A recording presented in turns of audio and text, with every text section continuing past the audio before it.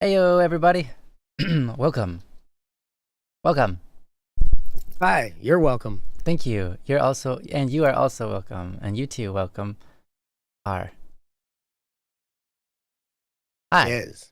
Welcome. Oh, Hi.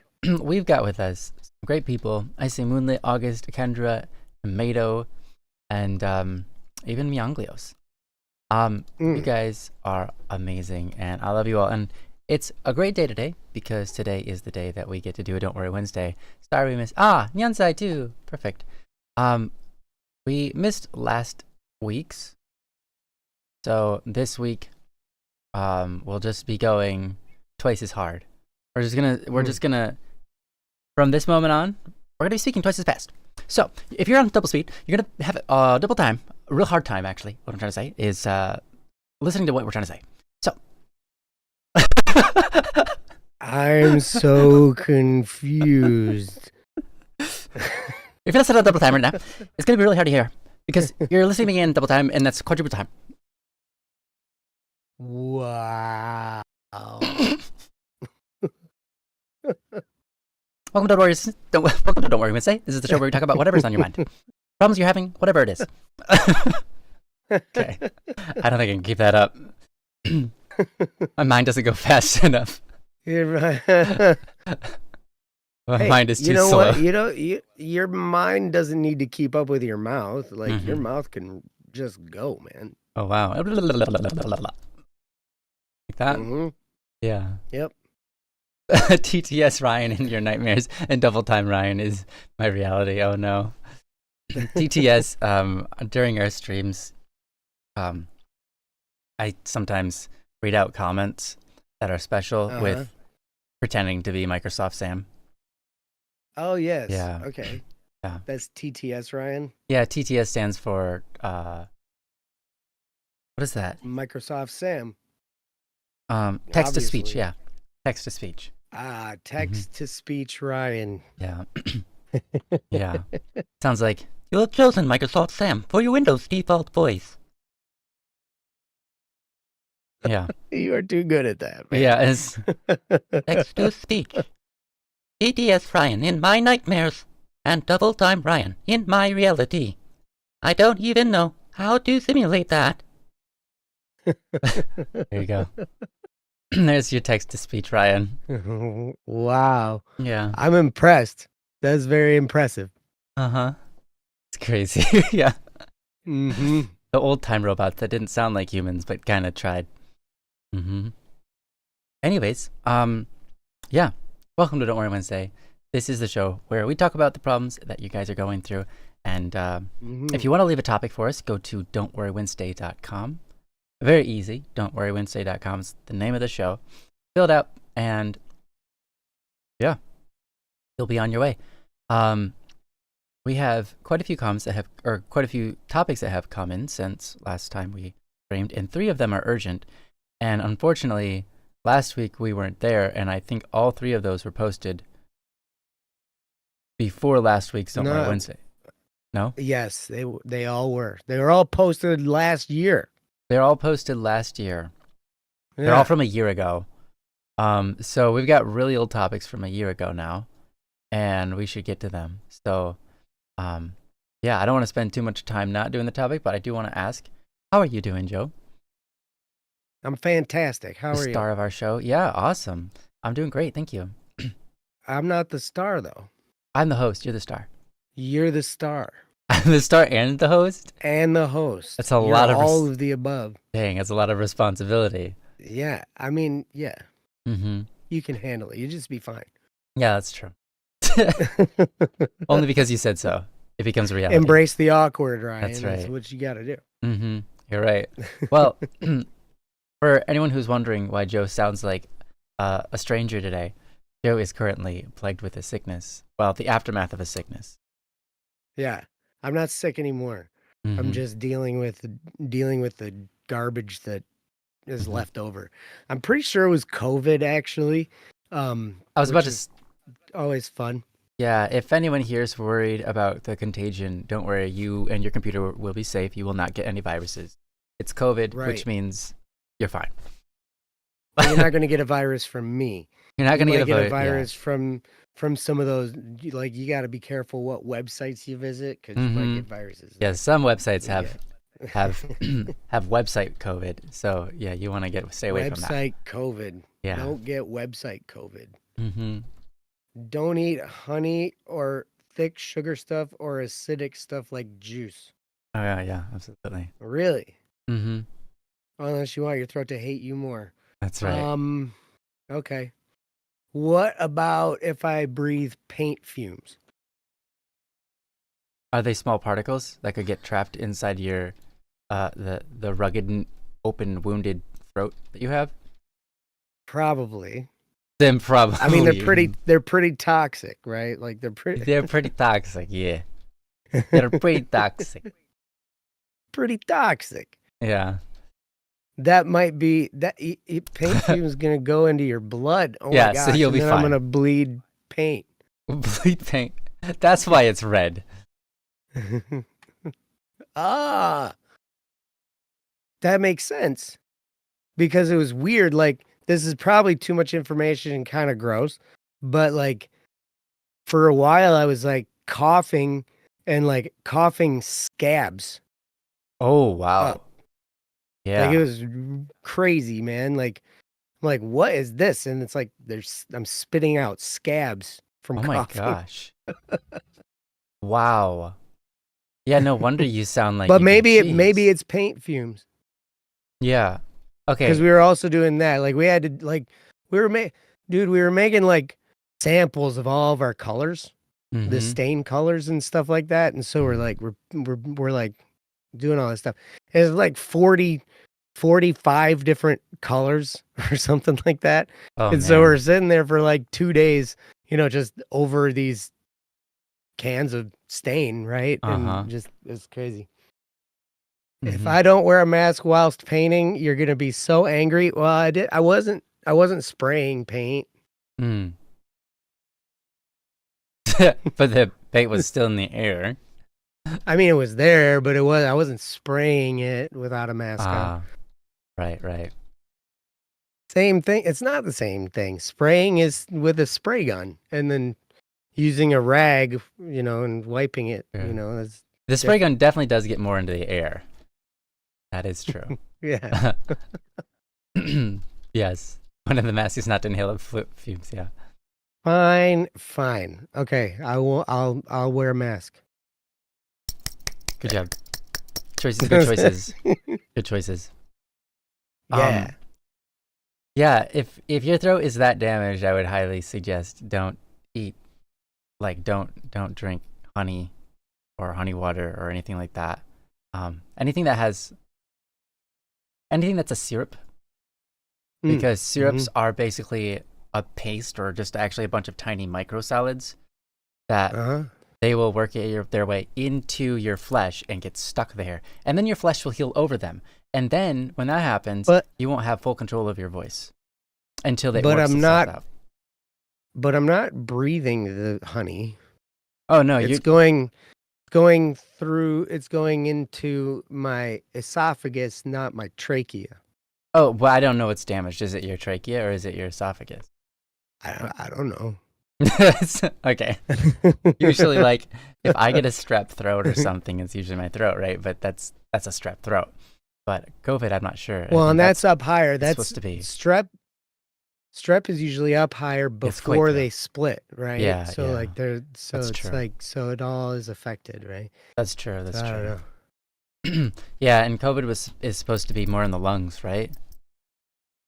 I think maybe, I don't know. Anyways, it's definitely a respiratory illness, right? Like so it affects your lungs and your chest and all, like your breathing system. Yeah. Wow. Well, I'm sorry you had to go through that, and I hope that you heal up soon and quickly. Without any. I do not have honey in this. This is just mug water. Mug water? Okay, that's good. Mug water is good for you. Yeah. But mug water is good for you. Speaking of, I'll take a sip of my glass water. Ooh, you've got glass water. Water made of glass. Man. Amazing. Amazing. Yeah. Okay. So, let us begin the don't. What? Meow. Hey, Meow. Welcome.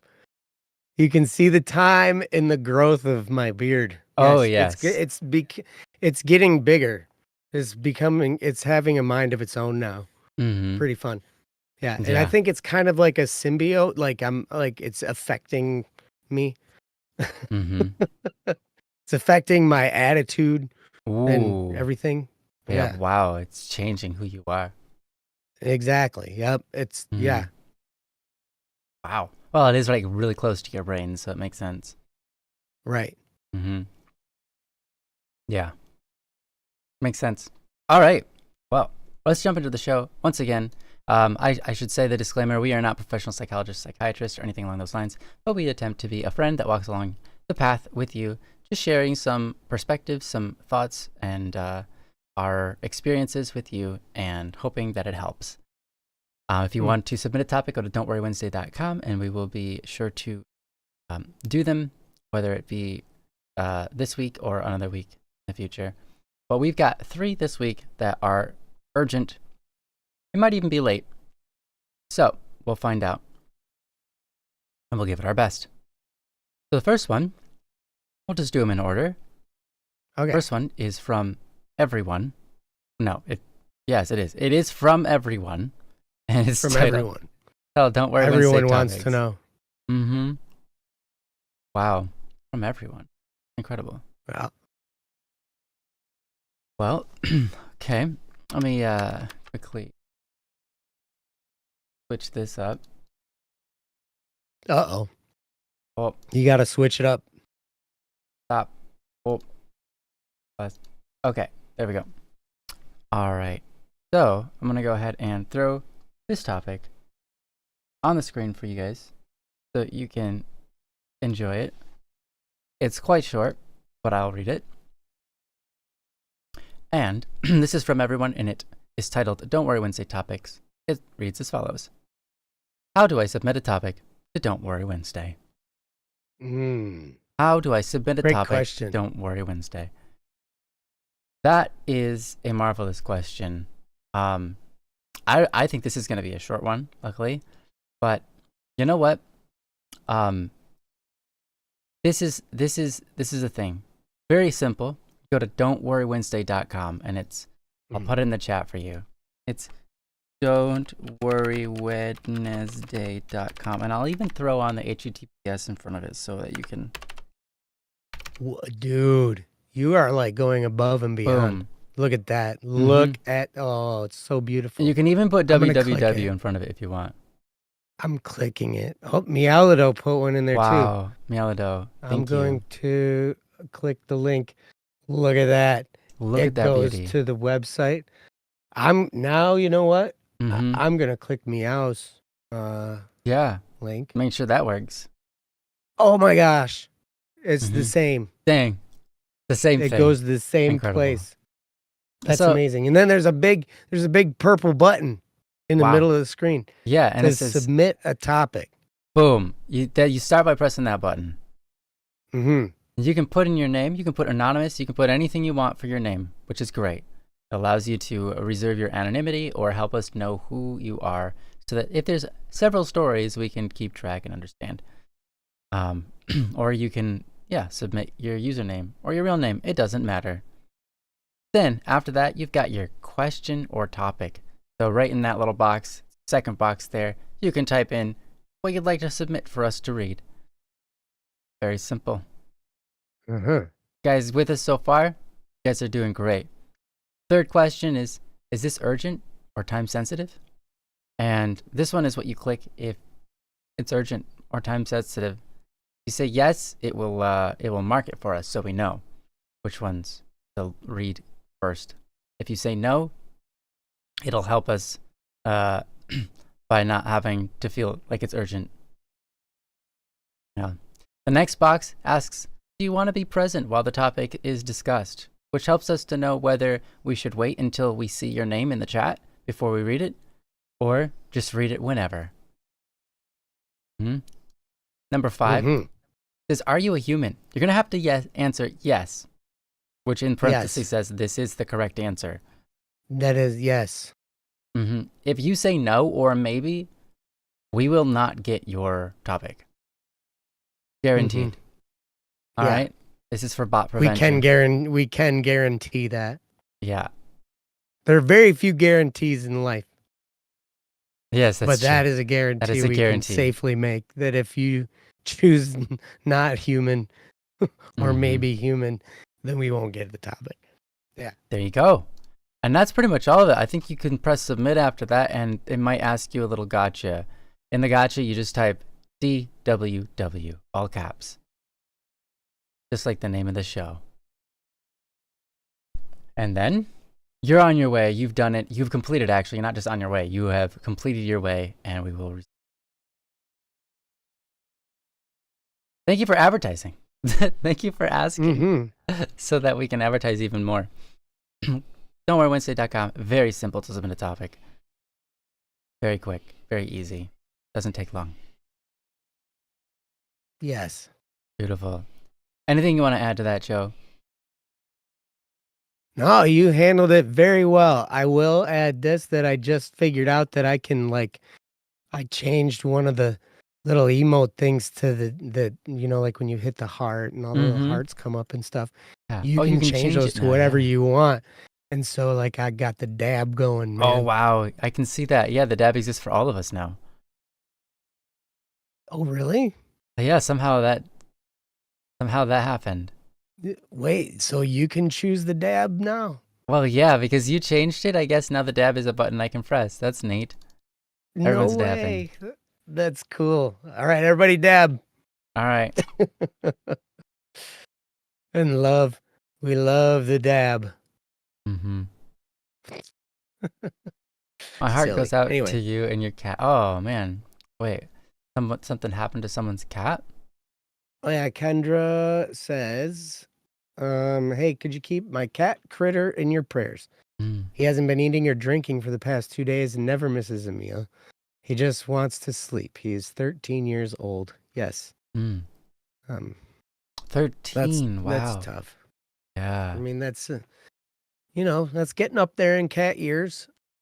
That's amazing. If I got that old, I'd probably not want to eat much and I'd just want to sleep too. Maybe.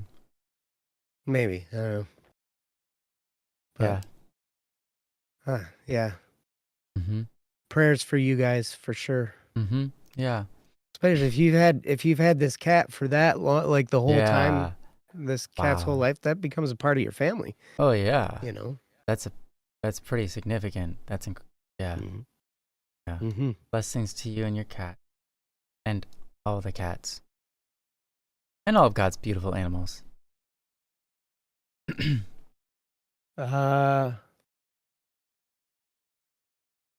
So Moonlit says, what about the link in the description? Does that one work? That's a good question. I'm going to click that one now too.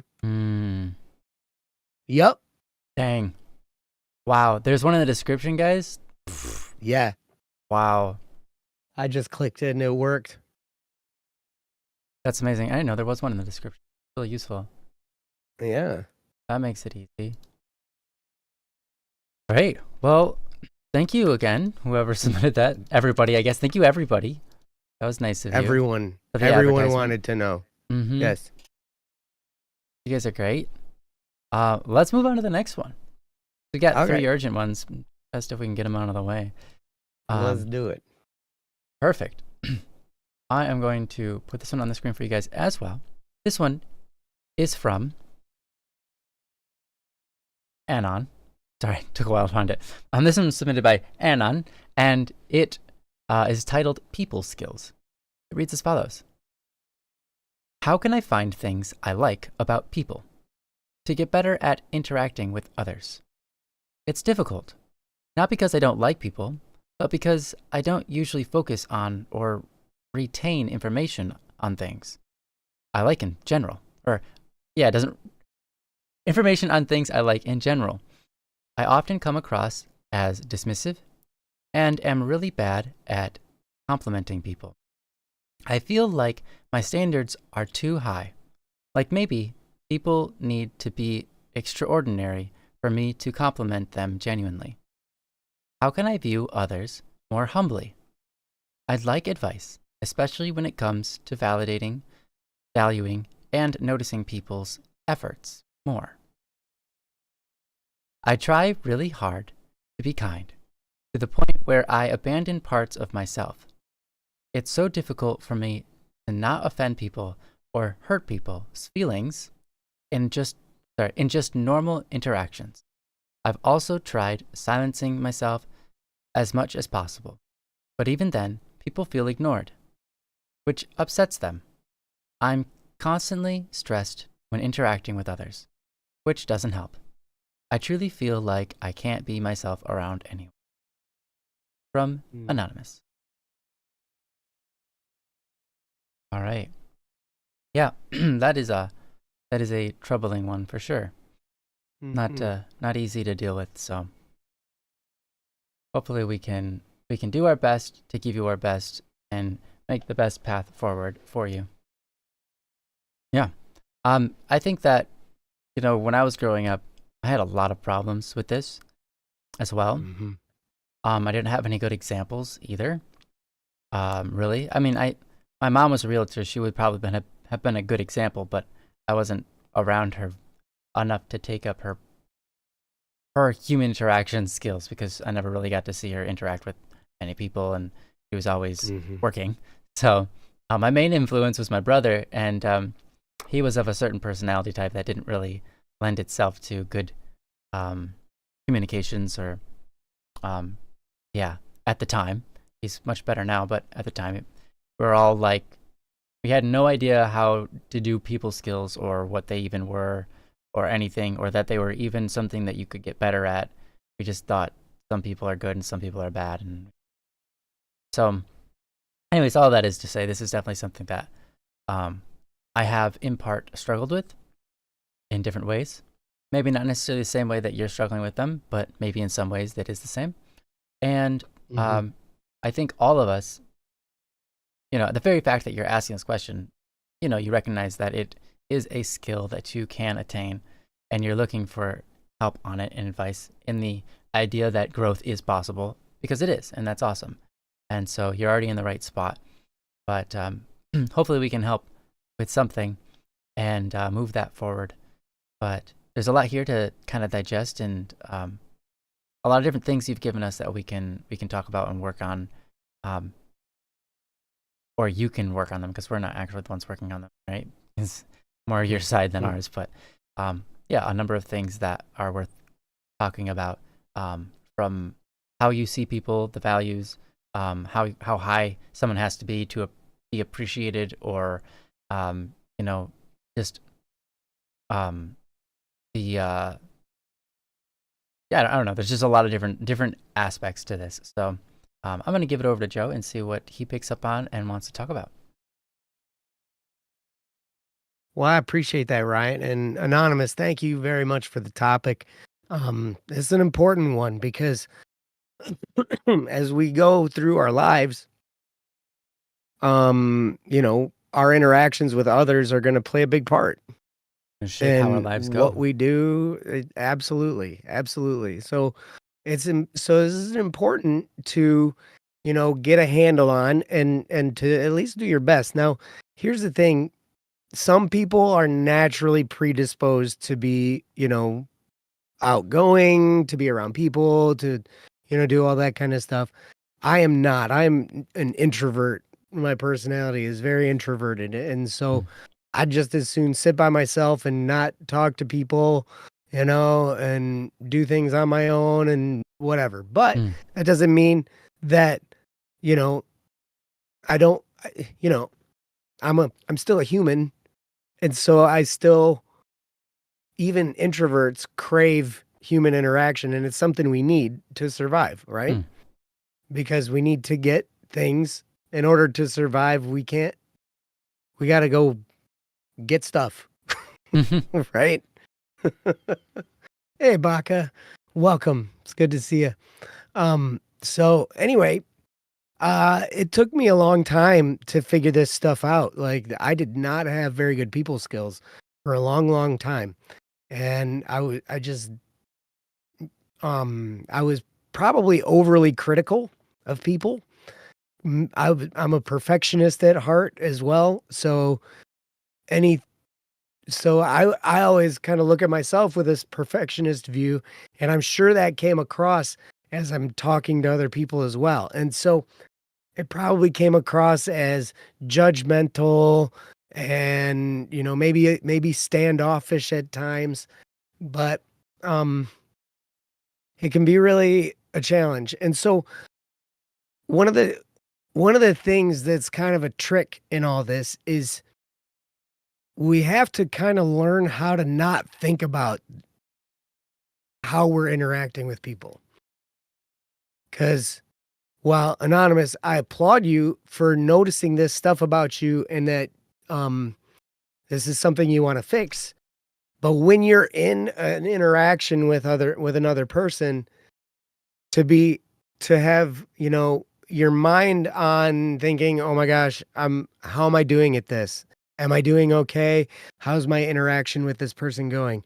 I don't think I'm doing that good of a job. How can I do better? Blah, blah, blah. And when you have all these thoughts in your head, you're not present with the person you're talking with, right? Because in order to truly have that connection and to have that be a successful interaction, we need to be present with the person that's there, which means we need to be paying attention to them. Our mind needs to be focused on them, not on us. And that's a big issue for a lot of us, I think. I think a lot of us, when we're in a conversation with someone, we hear something they say, and then we automatically start thinking, oh, I know what I need to say about that. And then we're just waiting for them to stop talking so that we can input what we want to say, right? But in reality, it goes better if you can just relax and listen, pay attention to them. There's a couple things that happen that really, really can help with this. When you can not be thinking about yourself and how you're doing in the interaction, and instead shift your focus to them, listen to what they're saying, pay attention to their body language, pay attention to whatever it needs to be, but when you can take your focus off yourself and put it on them, that's going to pave the way for all of this stuff. That's going to make it so much easier, and the interaction and the conversation will be that much more natural. But it really kind of takes shifting the focus away from ourselves and instead focusing on the other person. There's what they're saying, what they're showing to us, how they are, do they look like they're upset? Do they look like they're scared? Do they look like they're happy? Do they look like they're surprised? Do they, whatever. If we can shift our focus totally onto that other person, it'll make things go so much better. So much better. I've recommended a whole bunch of books on this stuff. Hey, what's up, Savage?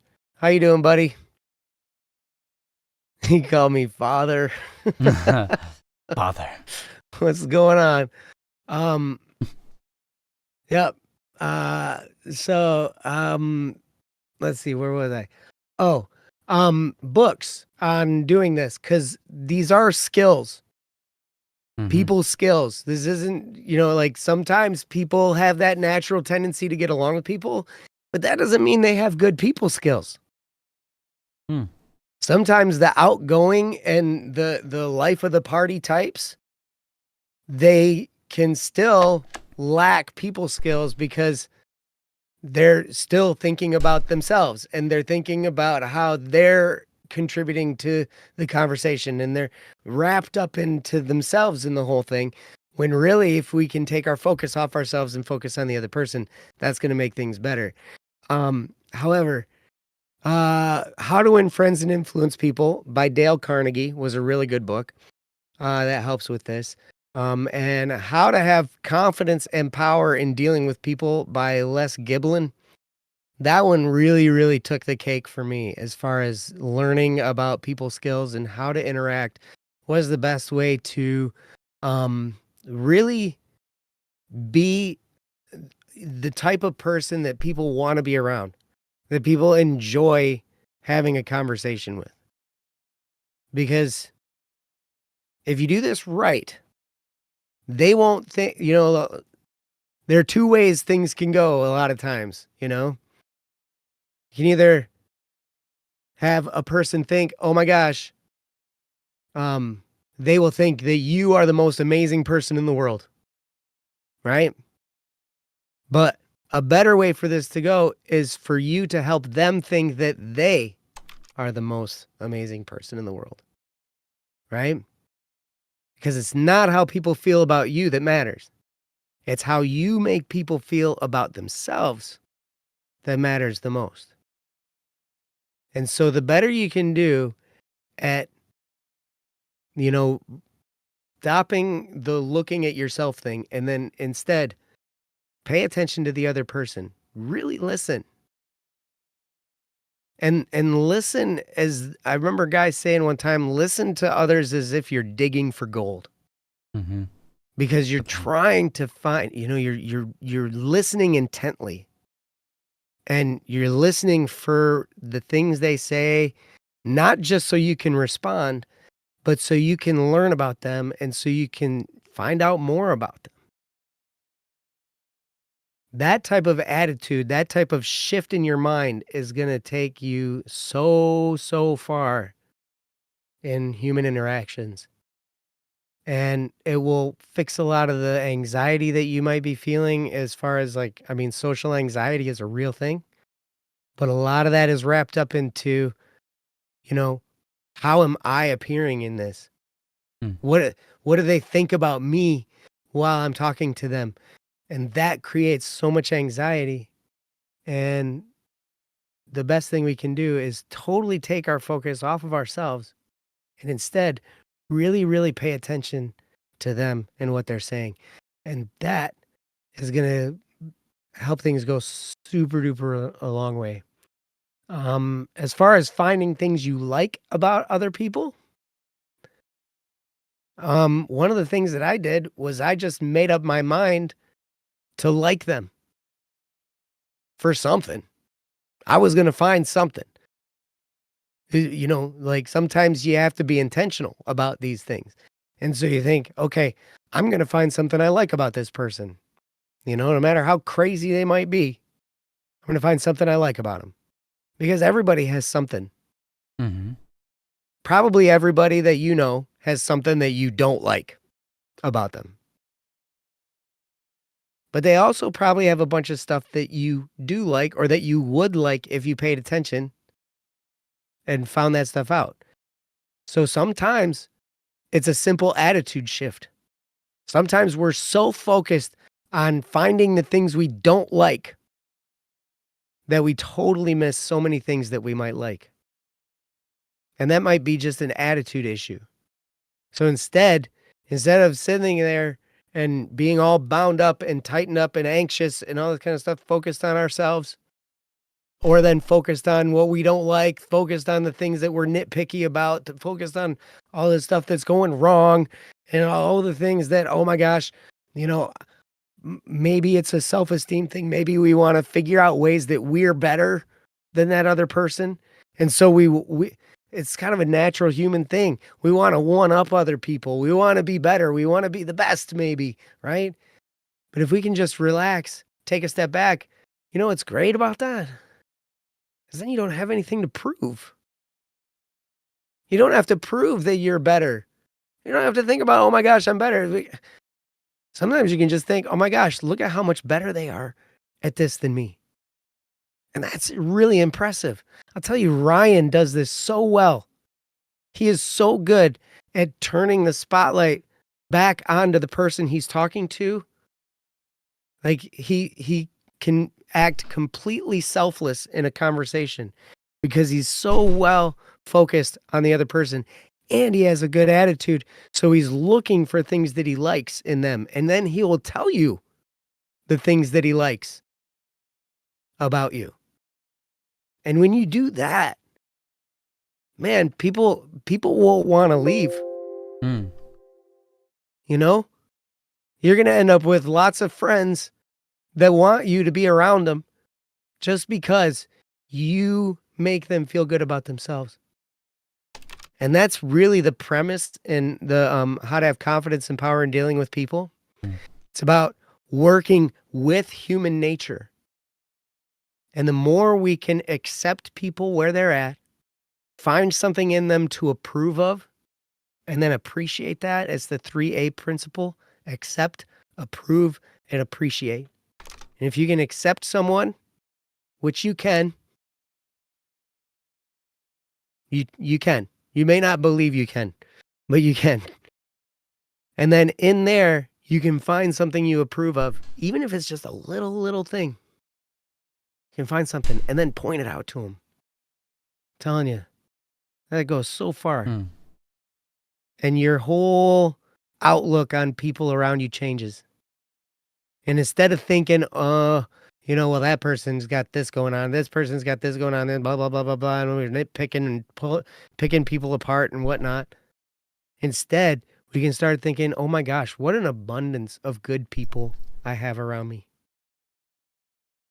It's just, it can be so amazing. And then you feel better about everything that's going on around you because you think, wow, there's so much greatness in all these people that are around me. And then you start to be thankful that you have this, this group of people around you, or that you run into these people and they're nice to you or whatever. And you start to just be so thankful for it. Mm. And you're less self-conscious and all that. I mean, it's just, there's so many things, but I think probably, Anonymous, it has to do with a little bit of a shift in the attitude, where if you can start thinking, instead of the things that are happening with them that aren't perfect, that you might want to fix, that maybe you feel like you're better than them at whatever. If you shift that into, how can I find something I like about this person? And it can just even little stuff, right? Like, I had a lot of trouble. The other day when I was at church, I had this guy that he was a really deep breather. Mm. He was behind me. Mm. And so I got this breeze of breath from this guy like all the time. He was like breathing on my neck. Mm. That sounds like a And great he was really tall, right? That's how you need long hair, man. Right. It's a deep breath guard. Yep. So I'm sitting there, I'm annoyed, right? Because I've got this guy breathing, like literally breathing down my neck. Right? Literally. It's great. And I'm like feeling this wind behind me. I'm like, oh my gosh, this is so weird, right? But then, then they have the part of mass where they say, okay, now say hi to the person next to you or whatever, share that peace with the people around you. So I turn around and I saw he had the most friendly smile I had seen all day. Like everybody else is kind of like shaking your hand and going like, like they're like, oh, peace be with you, whatever. Blah, blah, blah, blah. But this guy, his face was just like lit up and he looked so kind. And I was like, there's something good about this guy that's been breathing down my neck and annoying me. Now I found something that I can like about the guy, and then it didn't matter so much. Yeah, it's amazing how when you have that thought, it changes how you feel about everything else, especially going forward. Yes. Oh my gosh, look at the chat. The chat's going crazy.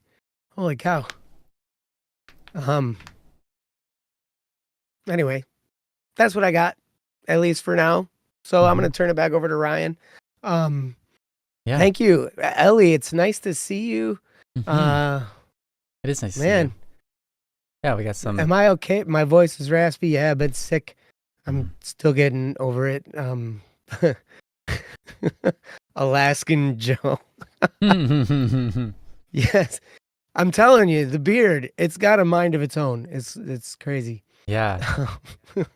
I feel like I'm listening to an older, like a really like 90-year-old version of you with the beard and the 90. Yeah, and the voice. Yeah, a little bit of that. Yeah. You're Perfect. just as wise as ever. Okay. That's right. I sound like Grandpa Simpson or something, you know. Oh man. Oh man. Well, all right. Thank you guys. I love you guys. You guys are great. Mm-hmm. Anyway, yeah. On to you, Ryan. Sure, I'll give it my best. You know, I see this question and I have a lot of thoughts about it. You know, you said, like, I feel like there's a lot of different kinds of people in the world, right? And you started with, how can I find things I like about people? And then you continued, it's difficult not because I don't like people, but because I don't usually focus on or retain information of things I like in general. And that's very relatable for me and others around me. I think that when you're if that's what you're experiencing, maybe it's not so much, it could be, like, I feel like there's three kinds of people here, right? You have people who retain all the good stuff and then like none of the bad stuff. Maybe there's like four types of people, okay? There's people who retain like all the good stuff and none of the bad stuff. They're like, their mind is clearly focused on being able to celebrate that, right? And that's what their life is focused on. Then there's people who are the opposite and it's everything negative, right? And so everything that's bad in life is what they remember. Everything's always bad because that's what their brain can see. They always see the badness, things they want to correct, things that aren't as good as they should be, etc. Things that they like. Everything is maybe like something to be solved, perhaps. But then I think there's people who focus on both, and then there are people who focus on neither, right? And so I don't necessarily know which one you're coming from, right? I've definitely been in a position where I've focused only on the negatives. I've been in a position where I've focused only on the positives, and I've been in a position where I've focused on both, and I've been in a position where I focused on neither. And being so what'd you focus on when you focused on neither? Like nothing? Yeah, you just kind of a little bit of an empty shell, but not necessarily, not completely empty. I mean, it's kind of like you don't care whether things are positive or negatives; they just are, and so you just keep going, right? And so it's not necessarily like you're an empty shell, but it's more like you are you're indifferent. Yeah, you're indifferent. You're just indifferent. Things could be going good, but you're just indifferent to everything. And being indifferent is like being lukewarm about everything, and it's not really like you're ever on fire about anything, and that's not really a great position to be in because you don't categorize things. They just are perhaps apathetic. Yeah, something like that. Right. Well said. And so you could be in any of these positions. And so what I might have to say to you might change based on where you're at. If you're in a position where you're kind of over focusing on the negative, you know, your brain has this natural tendency to make a big deal out of the negative, or you notice that it's like, oh, you can find negative qualities about people, or maybe not even just negative qualities, but things that you look at and you'd be like, maybe it's not even about the people, but it's about yourself and your own interactions. So for example, you're like, every time I get into a conversation with someone, something goes wrong.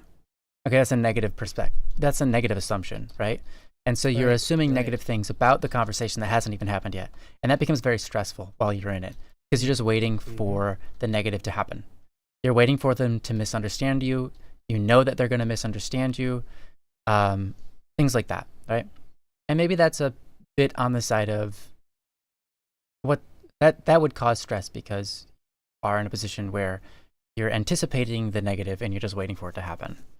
Right? Right. But perchance you aren't the kind of person that's where you're at. And more so, you are indifferent and you just don't really care about whether, you know, like you said, you don't retain the information. You don't really care too much about what you like in general. So you're in these conversations and they're stressful because they aren't necessarily something that you want. It's not that you don't want them either. It's just that it's a wave of indifference, which makes you feel kind of, how do I say? Well, not necessarily feel like anything, but logically it becomes difficult because you kind of putting aside your feelings if you're indifferent and you're just not really caring one way or another, but instead your brain is focused on the logic. And when you're focused on the logic, you might notice things like what becomes a challenge and you want to fix it. Maybe you see something in the person that's like, well, they're always doing this. How do I fix that? Or, it's like my conversations always lead to that. How do I fix that logically? And so you might be stressing over not necessarily negative of the person, but you might be focusing on the issues or the logical issues which you want to solve that can't be solved because they're not for you to be able to be solved in some cases. So I'm not exactly sure what's going on through you, but all of these, there's many different possibilities. So I want to focus on your opening statement here where you said, how can I find things I like about people so that you can get better at interacting with others? It's difficult not because you don't like people, but because you don't usually focus on or retain information on things that you like in general.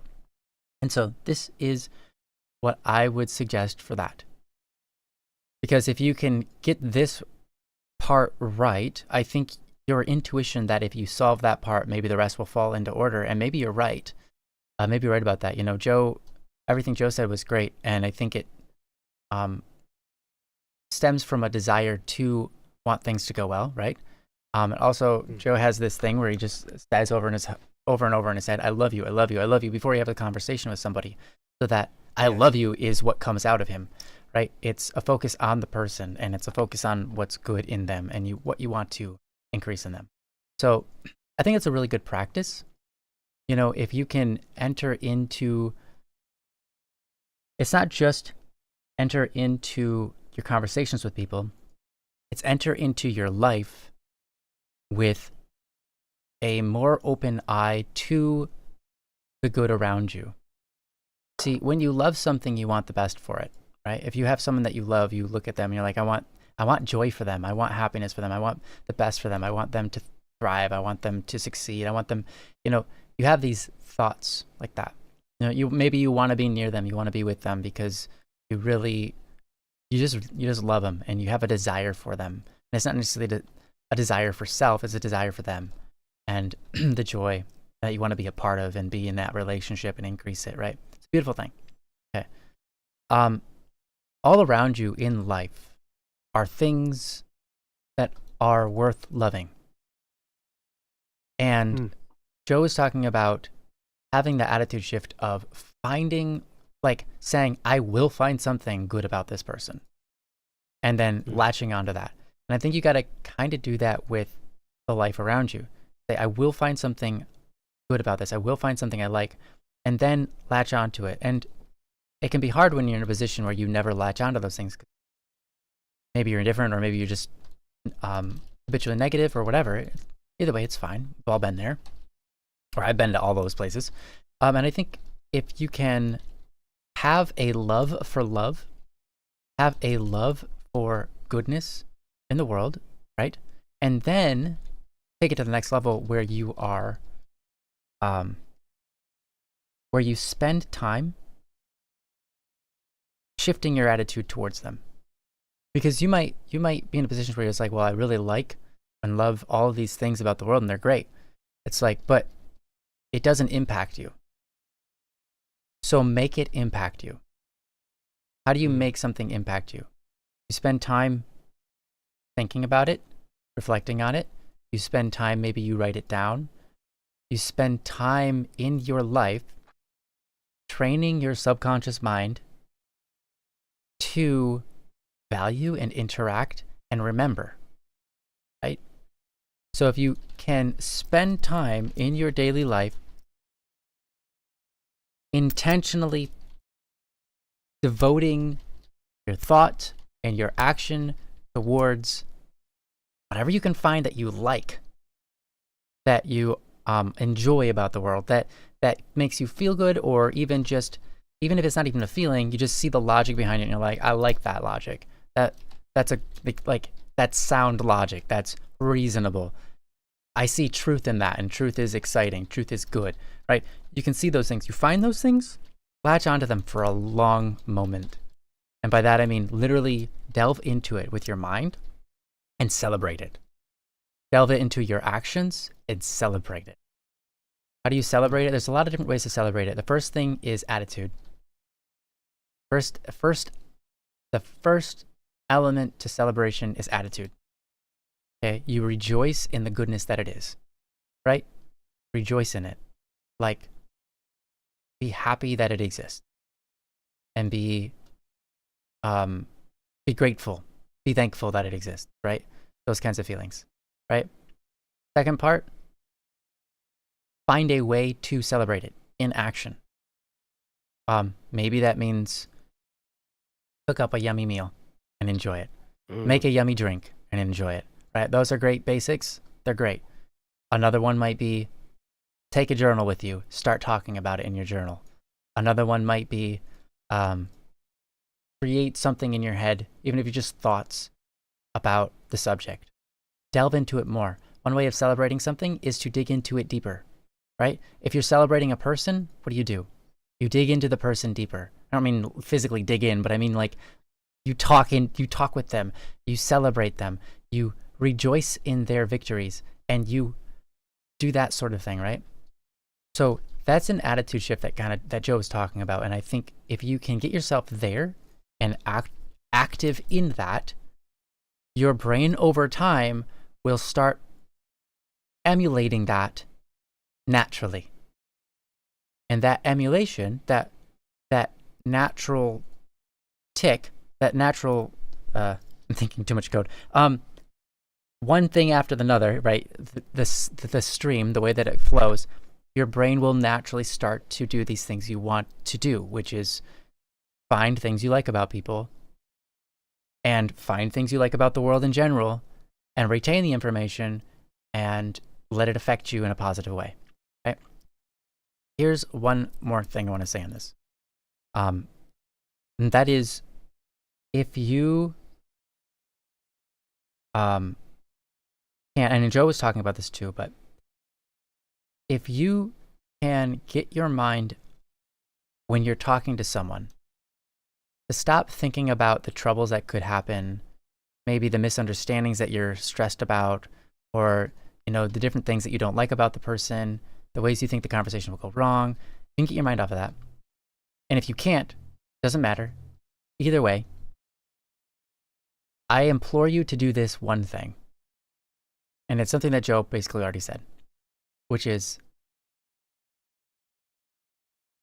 make it a challenge to yourself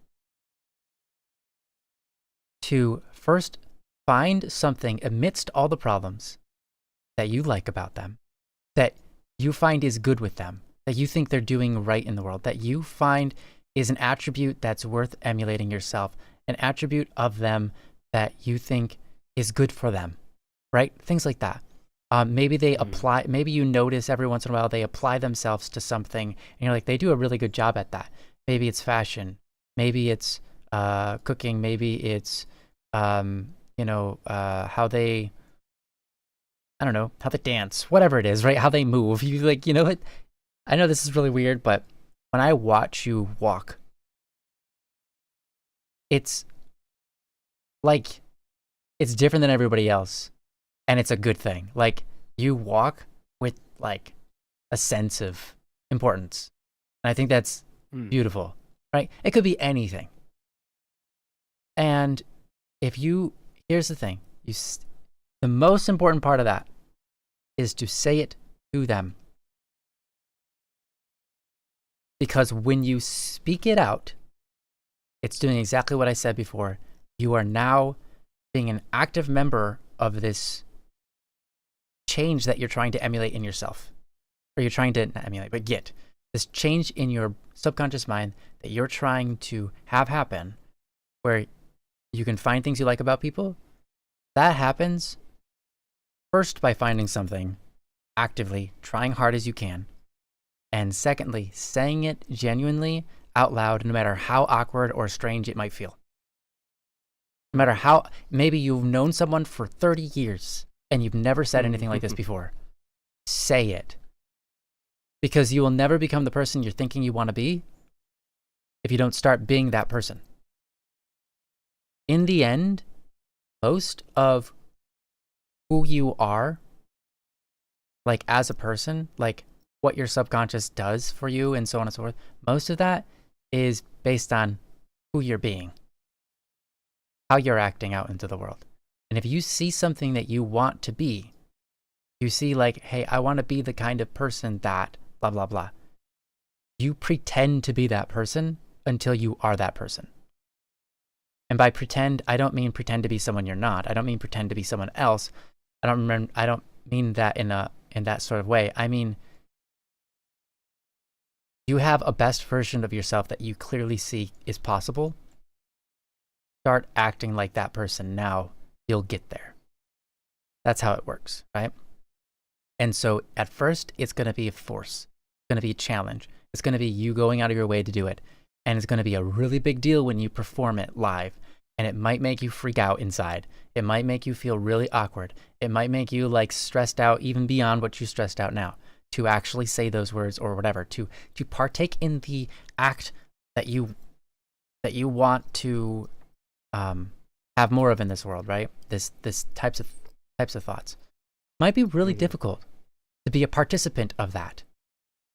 But if you become a participant enough, if you can participate in this form of love enough, this form of love will become a part of you and it will be natural for you to participate in, right? And so that's the only way I can see paving the path forward from here.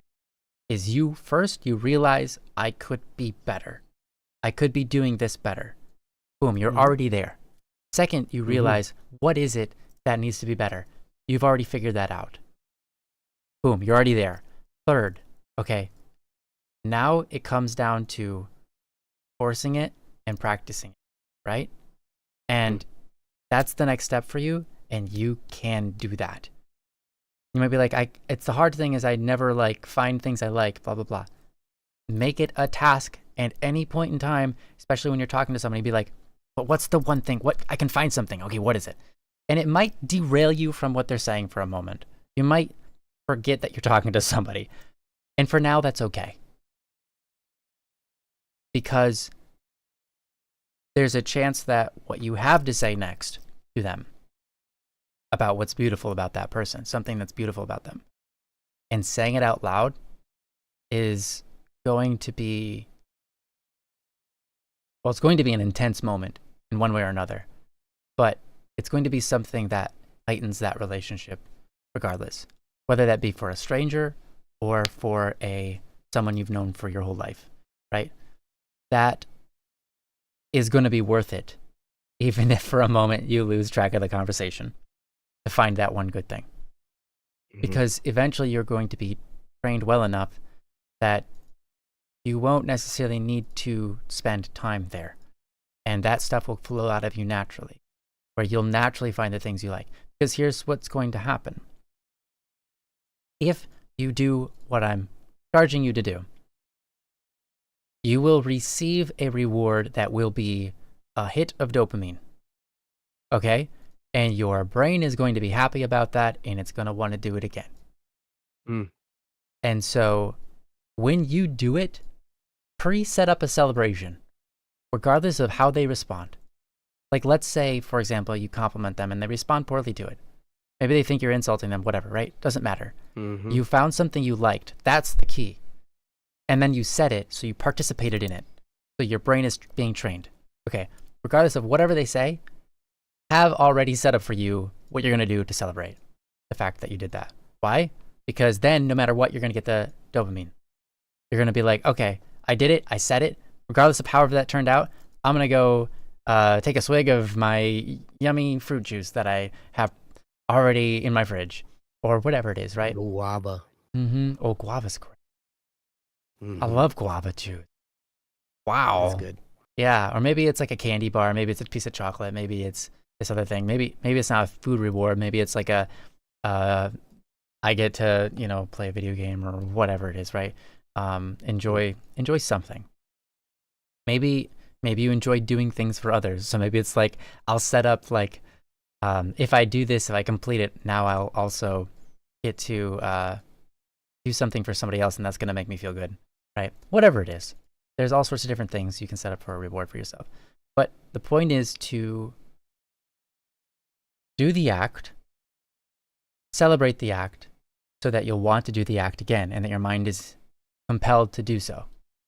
And as you do so, and you celebrate the good in others, your brain will become better and better at focusing on what's good rather than focusing on what is not as good as it could be or should be. A lot of people in this world, they are really good at spotting problems. Doesn't mean that they're negative people, but they're good at spotting problems. But spotting problems isn't useful unless you can solve them or tell someone else who can solve them, right? But just spotting problems alone without attempting to solve them is not like a great skill because it's lacking in the most fundamental, important part of the skill itself, and that is to solve things. So if you are a person who, maybe it's that not that you dislike people, but your brain is not focused on that. Your brain is more oriented towards being a problem finder or a problem solver. Understandable.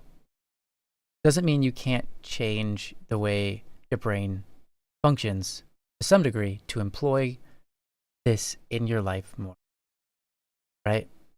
And so, yeah, I hope that taking these steps can move you forward on this journey that is being able to focus on the good in others and to bring that to the forefront and to end the stress which occurs amidst conversations for you by your brain not even trying to tackle those stressors in the first place because those stressors are not important and they're literally just not important.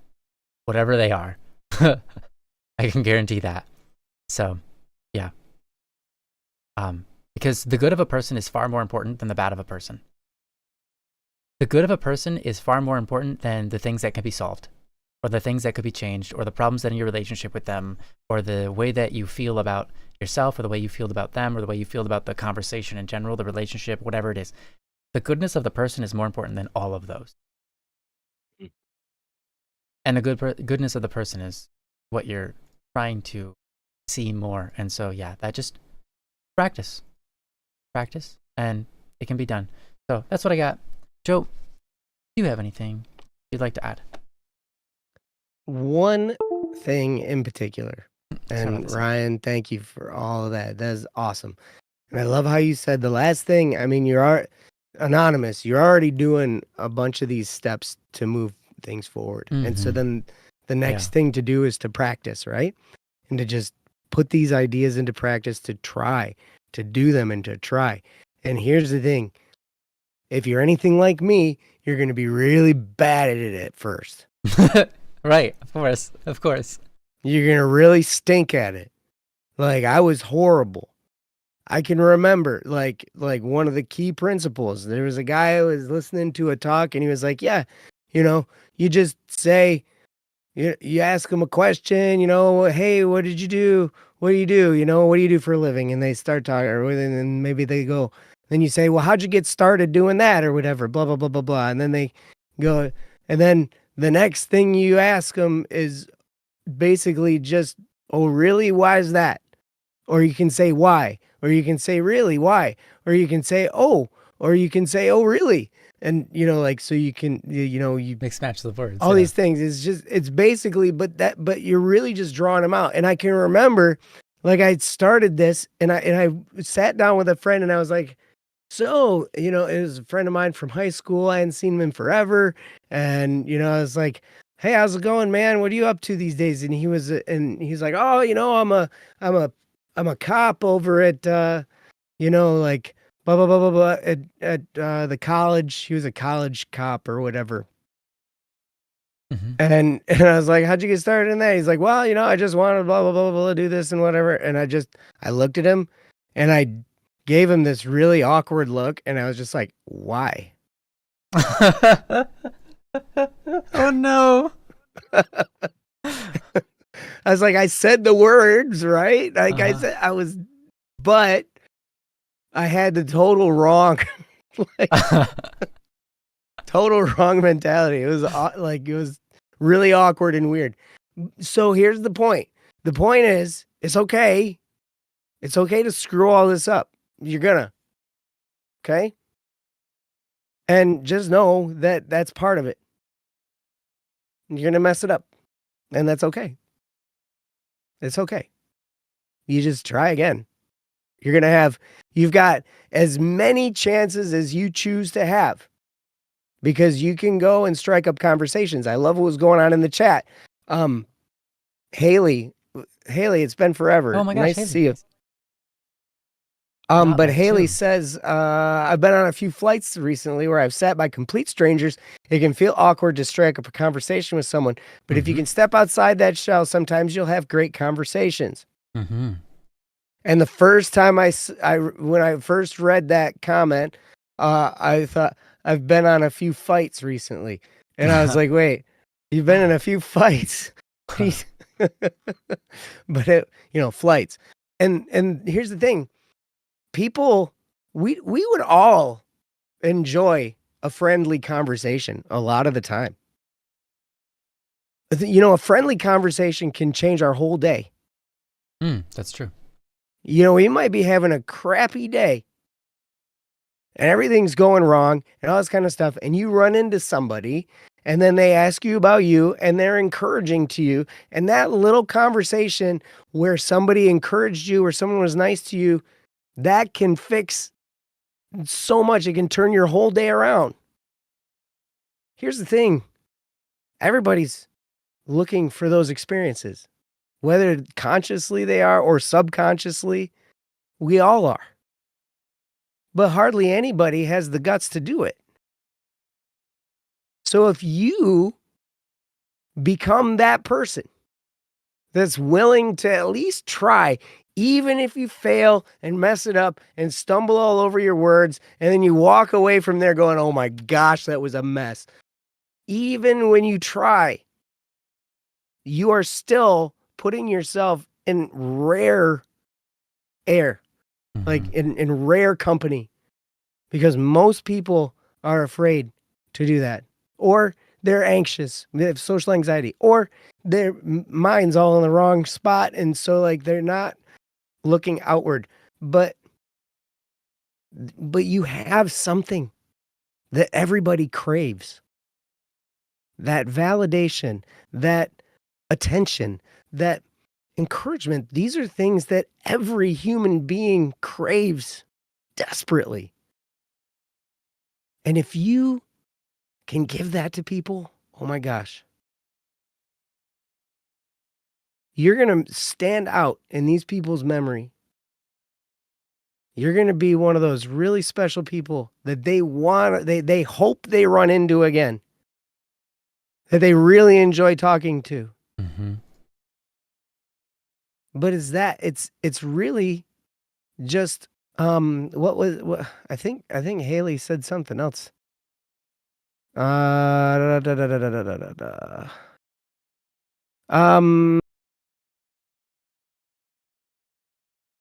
Oh geez. Or maybe it was Sully. I don't know. Now I'm looking through the chat. I gotta try to find. Oh, I think Haley said, I also think the first step trying to interact and find things you like about someone is to just take a genuine interest in the people around you. And it doesn't even have to be an interest in the people around you, but it could just be the stuff going on around you. If you can just genuinely take an interest in what's going on around you, become what I've heard said, a prodigious noticer, like somebody who just notices what's going on. And sometimes the little things that are the funniest, that everybody kind of notices, but nobody is willing to point out. You can be that guy. Because here's the thing. it's not going to wreck your chances with becoming somebody's friend, especially if you don't even know them already. What do you got to lose? You got nothing to lose. You might talk to them. You might say, hey, how's it going? And they might be like, eh. Yeah, and they might not even respond, or they might look at you funny, like, what are you talking to me for? And blah, blah. That happens. But that's really easy to deal with. You just be like, oh, well, okay. Yeah. Well, okay. Moving on. Yep. And move on. Mm-hmm. Because there are people all around you, and you have what they want, which really is some kind of validation. You can validate people, right? Mm-hmm.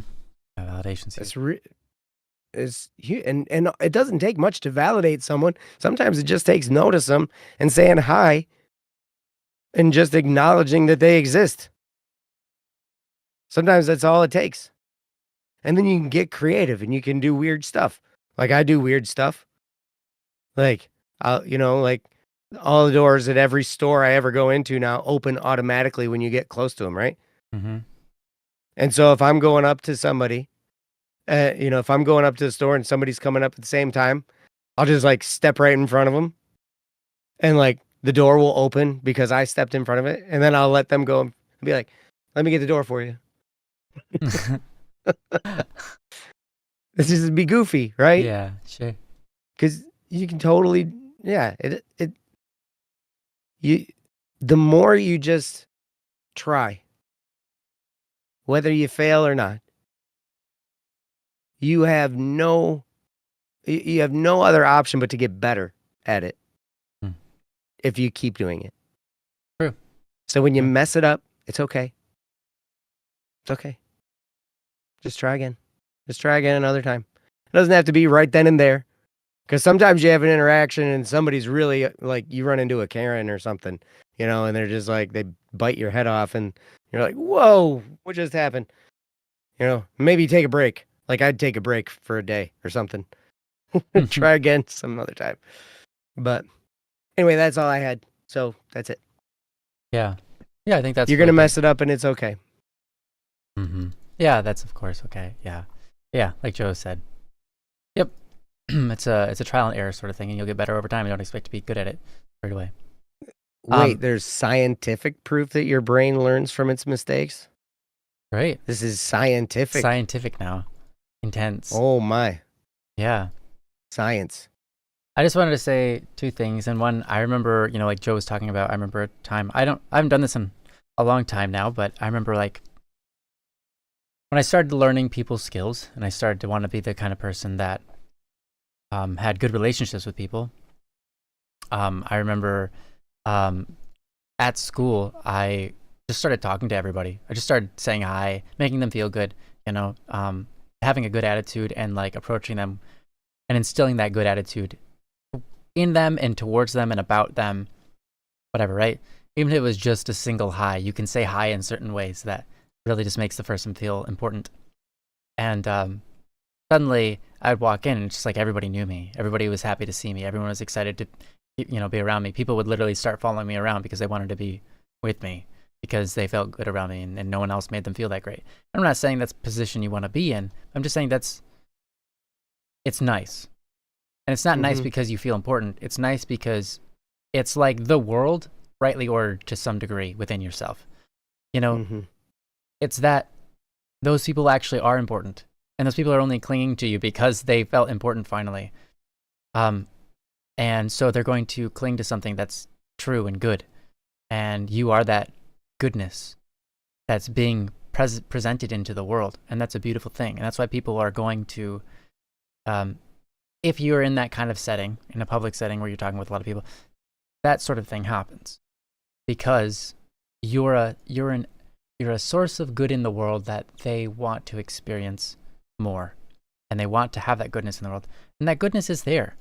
But not a lot of people are putting that on display for them. And not a lot of people are showing other people their own goodness inside of them.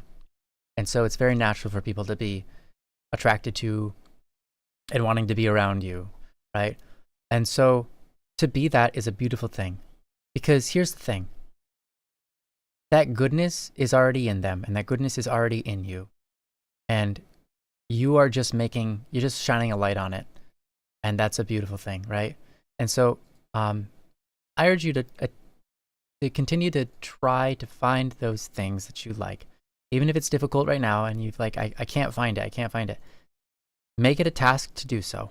Make it a task to find things that you think are good things that are right with the world. Things that make you feel good about the world, things that make you like rejoice, make you happy, make you smile, make you whatever, right? Those things, and dwell on them and really attack them. I think the last thing I want to say is fish the best out of people with every sentence if you can. But like when you're in a room with anybody ever, your goal, your job is to find ways to pull the best out of people. And that's how you act. That's how you stand. That's how you, that's everything. Like, it's not a performance, but to some degree it is. Like, if you're with people and they start talking, in ways that are not good for them or good for the people around them, whatever, sometimes you have to be the kind of person that will say like, hey, like, I think it's more important to make, like, the good is far more important than the evil in this moment. So let's move on over to that side, right? And to be that kind of person that does that, whether it's blatant is like I just said, or it's just smooth and concise and no one kind of figures out that you just did it, right? If you can kind of be an upstanding person, other people will kind of shape themselves to you, around you, because they're going to respect the goodness in you, and that's going to change who they are and the goodness that they have to project into the world. It's really strange, but that's the truth. So I guess the last thing I want to say is, if you want to be better at people and feel like you have more confidence and have less stress, the goal is to be the kind of person that when people see you, they just sort of instantly know that person's a good person, in such a way that it changes who they are and how they act around you. If you can kind of have that presence about you. And that's something that you gain eventually. Don't expect to just arrive there, but you will, like, immediately as you try this stuff out, but eventually you will be there. Eventually people will see you and just go like, I have to behave around this person, and the good will be brought out of them almost by default, because of the way you interact, because of the things you say, because of the way that you stand, because the attention that you use your eyes on them with, and they just notice like you aren't just a good person, you are a person that draws the good out of others always, and you just make the world around you a better place. Just wherever you go, always. It's like you, whenever you walk through a field of grass, suddenly flowers start sprouting out of the ground. It feels like, right? That's the kind of person you want to be when it comes to other people. And you can be that.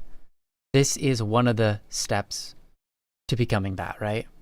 And maybe you already are there in some ways and you don't even realize it. Maybe people are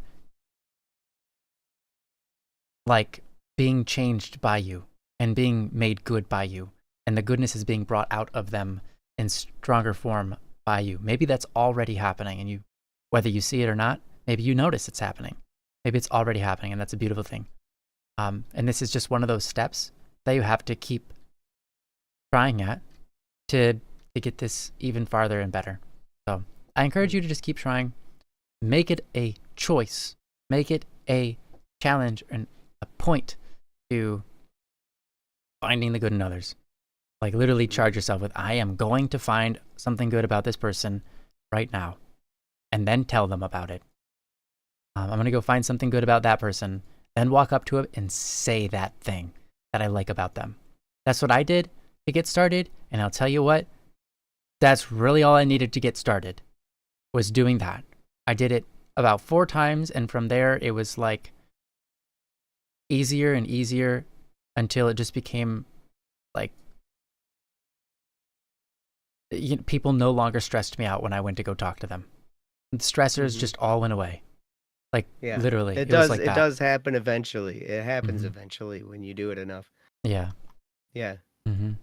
Yep. So that's what I got. That's what we got. I think we did a good job on that. Hopefully it was useful. Obviously there's so many different reasons You did a good job. Joe, you did a great job. I did a good job. You did a great job. No, you did a great job. Oh, thank you. I did a great job. You did the best job. I did a job. No, it's not a job. We're having fun here. Thank you, Gage. Yes, everybody did an amazing job. Yeah. The chat did an amazing job. True. Don't forget about the chat. They were the best. You're fantastic, Neonsci. All right. Although I'll breathe as many paint fumes as I want. Oh no. You can. How about this? Breathe as many as you want, but want none. Oh. Oh. Hi, Saule. Nice to see you. How about not? That's great. Yeah. Great job, everybody. It's nice to see you all in here. You guys are so awesome. So lovely. Do you want to do one more? We've got 40 minutes. We got time. Let's do it. Okay. Oops. I don't know what I just pulled up. You're awesome, Ellie. It's it's fine. Thank you. I have masks. Oh, true. And you use them normally. Yeah. You use them regularly, but not in every... Regularly. Yeah, not always. I use them as needed. Thank you, Sole.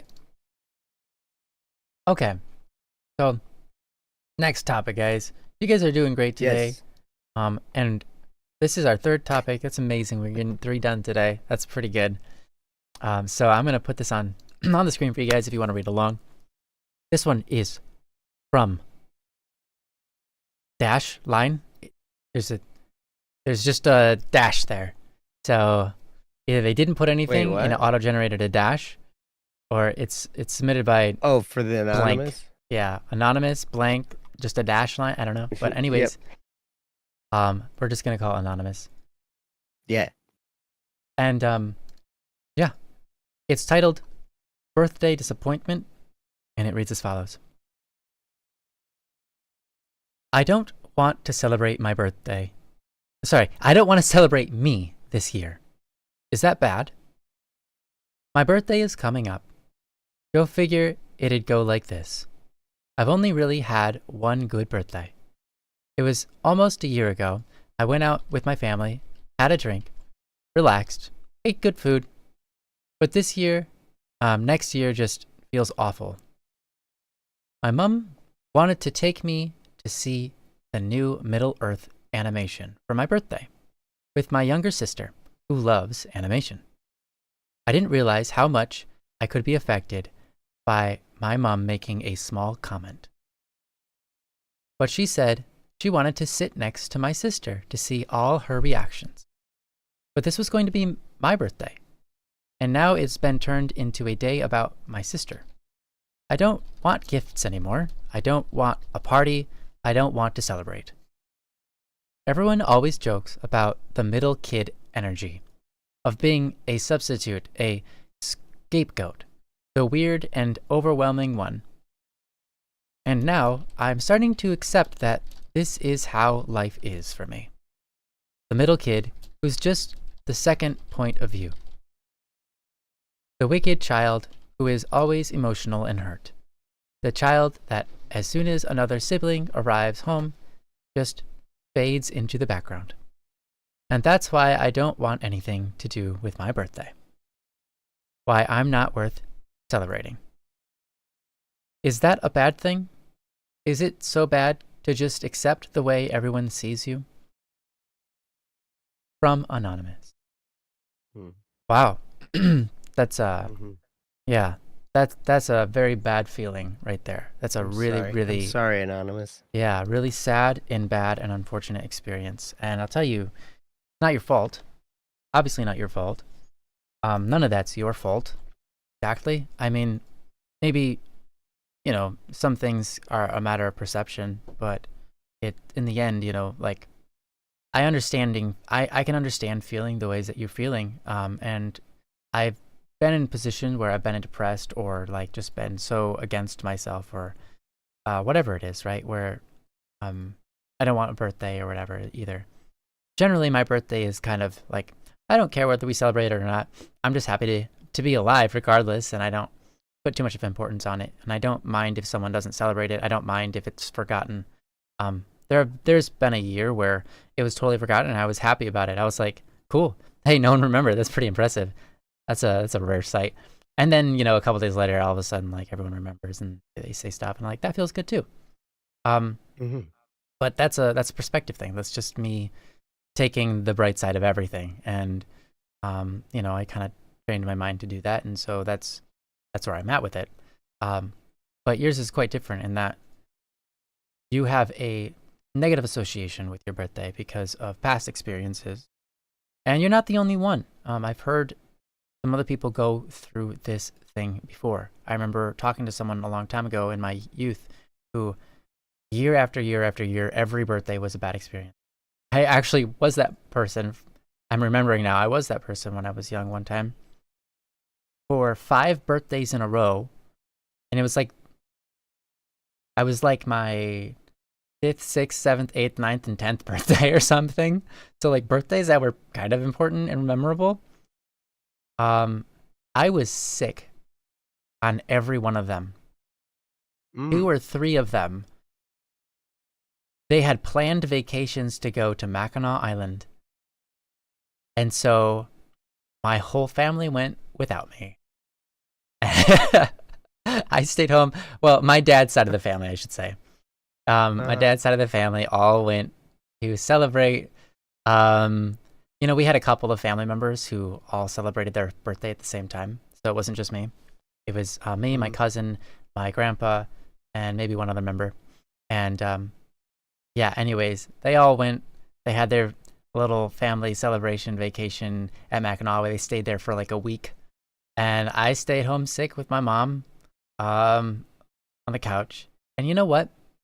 I was happy because I kind of liked, to some degree, being just like the only person in the house and just like, like even though I was sick, I was like, at least like, hey, I'm the only one here and I can like watch TV all day or play some video games like all day. Like no one's going to stop me. That's great. Except for the sickness, it will stop me. I have to go take a rest now, But right. You get it. Like I found something to like. But regardless, it was a bit, it felt unfair, right? But so anyways, I can understand where you're coming from. I was down with it, but I think that what you're going through is much worse emotionally than what I went through. And so hopefully we can do our best to justify it and talk about it and help you shape your mind around it in a way that you can pull the positives out of it and not feel so awful about all of this. And again, it's not that this stuff didn't happen. It's not that these aren't really your experience, because they are your experience. Stuff really happened to you, right? So it's understandable to be where you are. All we can do is try to make the best of it. And so, yeah, I'm gonna get over to Joe because Joe has a great perspective on a lot of things. So, here you are, Joe. A lot of things. A lot of things. Yeah, maybe I have a good perspective on this thing. I don't know. We're gonna find out. Yeah. So Anonymous, I also, first of all, thank you so much for the topic. It takes a lot of guts to, type this out. And I hope that just in typing it out, sometimes that can be therapeutic too. That's, anybody who's hearing this right now, if you have a topic you'd like us to cover, you can go to don'tworrywednesday.com, click submit a topic and type it out. And sometimes if you're going through an issue, sometimes just the act of typing it out can help. Yeah, honestly. Because it clarifies your thoughts. It helps you, we naturally can sometimes look for solutions. So sometimes we can type something out and make us feel worse. Sometimes we can type something out and then just getting it out off our chest makes us feel better. And so I applaud you, Anonymous, for typing this out and for sharing with us. And I'm so sorry that you're going through this. I know what it's like. I know what it's like to feel like you feel. I don't, maybe not exactly, but very similarly to feel like I'm not worth having a birthday. And most of the time is kind of crazy because there were a lot of years when, every year on my birthday, you know what I pretty much do is go to work.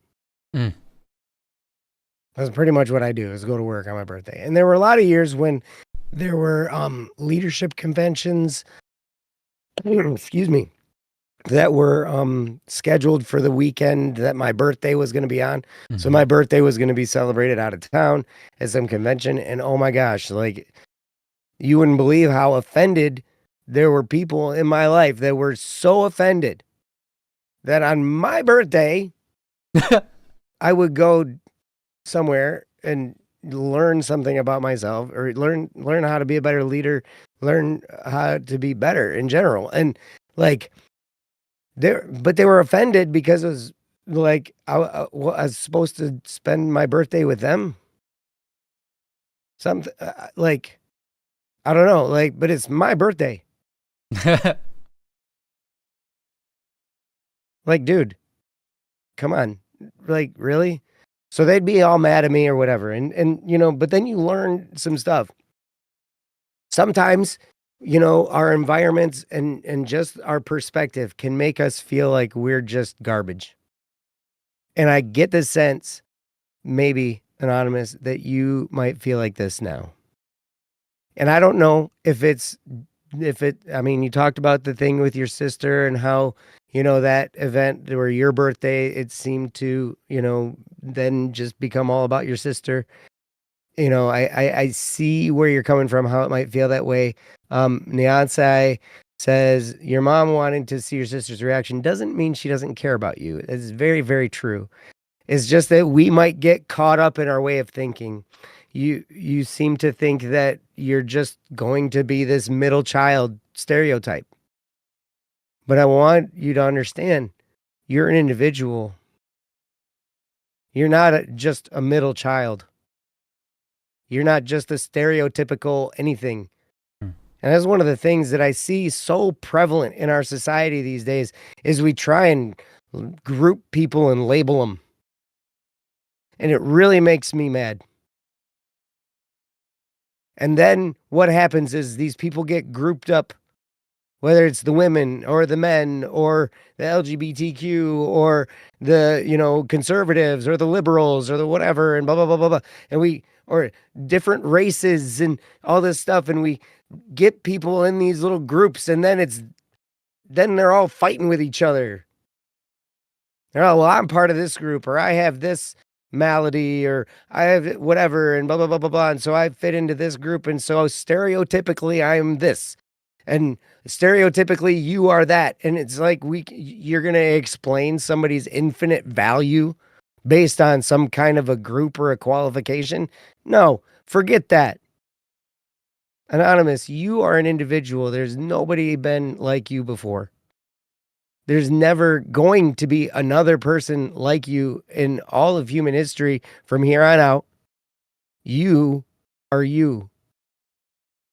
And you are a very unique set of, feelings, looks, experiences, dreams, hopes, goals, all of that stuff that is non-repeatable. This is all I'm trying to tell you, you're not some label of middle child. Okay? You are so much more than that. You're so much more valuable. And whether somebody recognizes that or seems to recognize that or whatever, I don't know. It doesn't change how valuable you are. It doesn't change how special you are. It doesn't change how important you are to this world. Whether you have a big impact worldwide on, everybody, or you just have an impact on a small set of people, and maybe you aren't even to that point yet. Maybe in a couple years, the people you're around there, you're going to impact them in a great way. We don't know. But there's a reason you're here. And you are who you're supposed to be. And you're important. And just because somebody gets more attention than we do, I know sometimes that can hurt. And especially if I can remember feeling this way a lot, and a lot of it had to do with how I'd been treated by people around me for a long, long, long, long time. And I had been taught by people that were supposed to love me that I was basically garbage. I was a tool. I was a unit of production, mostly for money. And that can be really, really disheartening, because then we lose that bit of our nature that, like, there's so much more to us. So much more. Mm-hmm. So I'm sorry. I know what it feels like to not want to celebrate a birthday. I know what it feels like to feel like existence itself is just a joke. And when we get bogged down into self-hatred, and then hatred of life itself, and hatred of it's such a deep pit of despair, and it hurts. And I'm really sorry. And I don't know if there's anything I can really say that's going to fix this for you. Because sometimes the pathway through this is a journey of unexpected stops.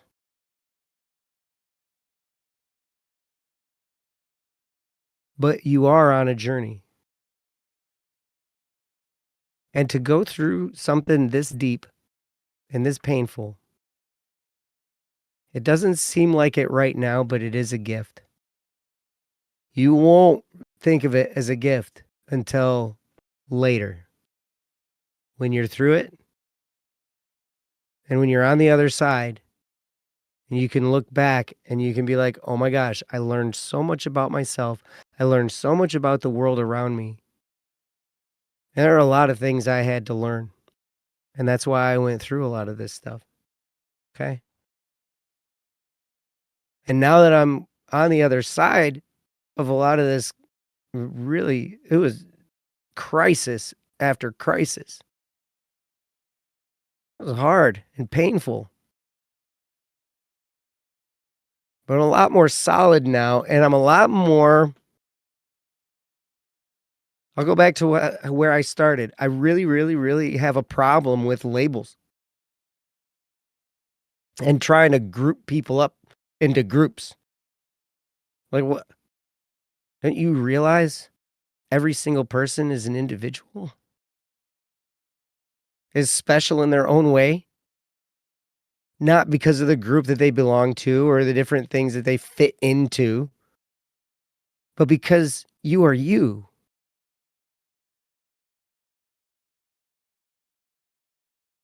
And maybe right now you're having some trouble fitting in. Maybe. I don't know. It's okay. We don't always feel like we fit in everywhere. Sometimes we feel downright out of place. Even amongst family, even amongst friends, we can feel like we don't belong. Like we're it's not appropriate for us to be there.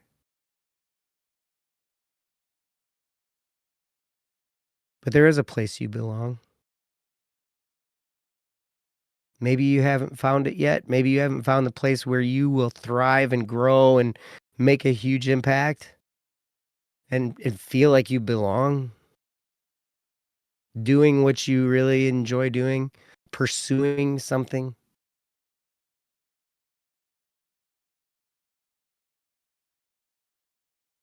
And maybe what I'm saying isn't landing. I don't know. Because I know when I was in the middle of it, there was hardly anything anybody could say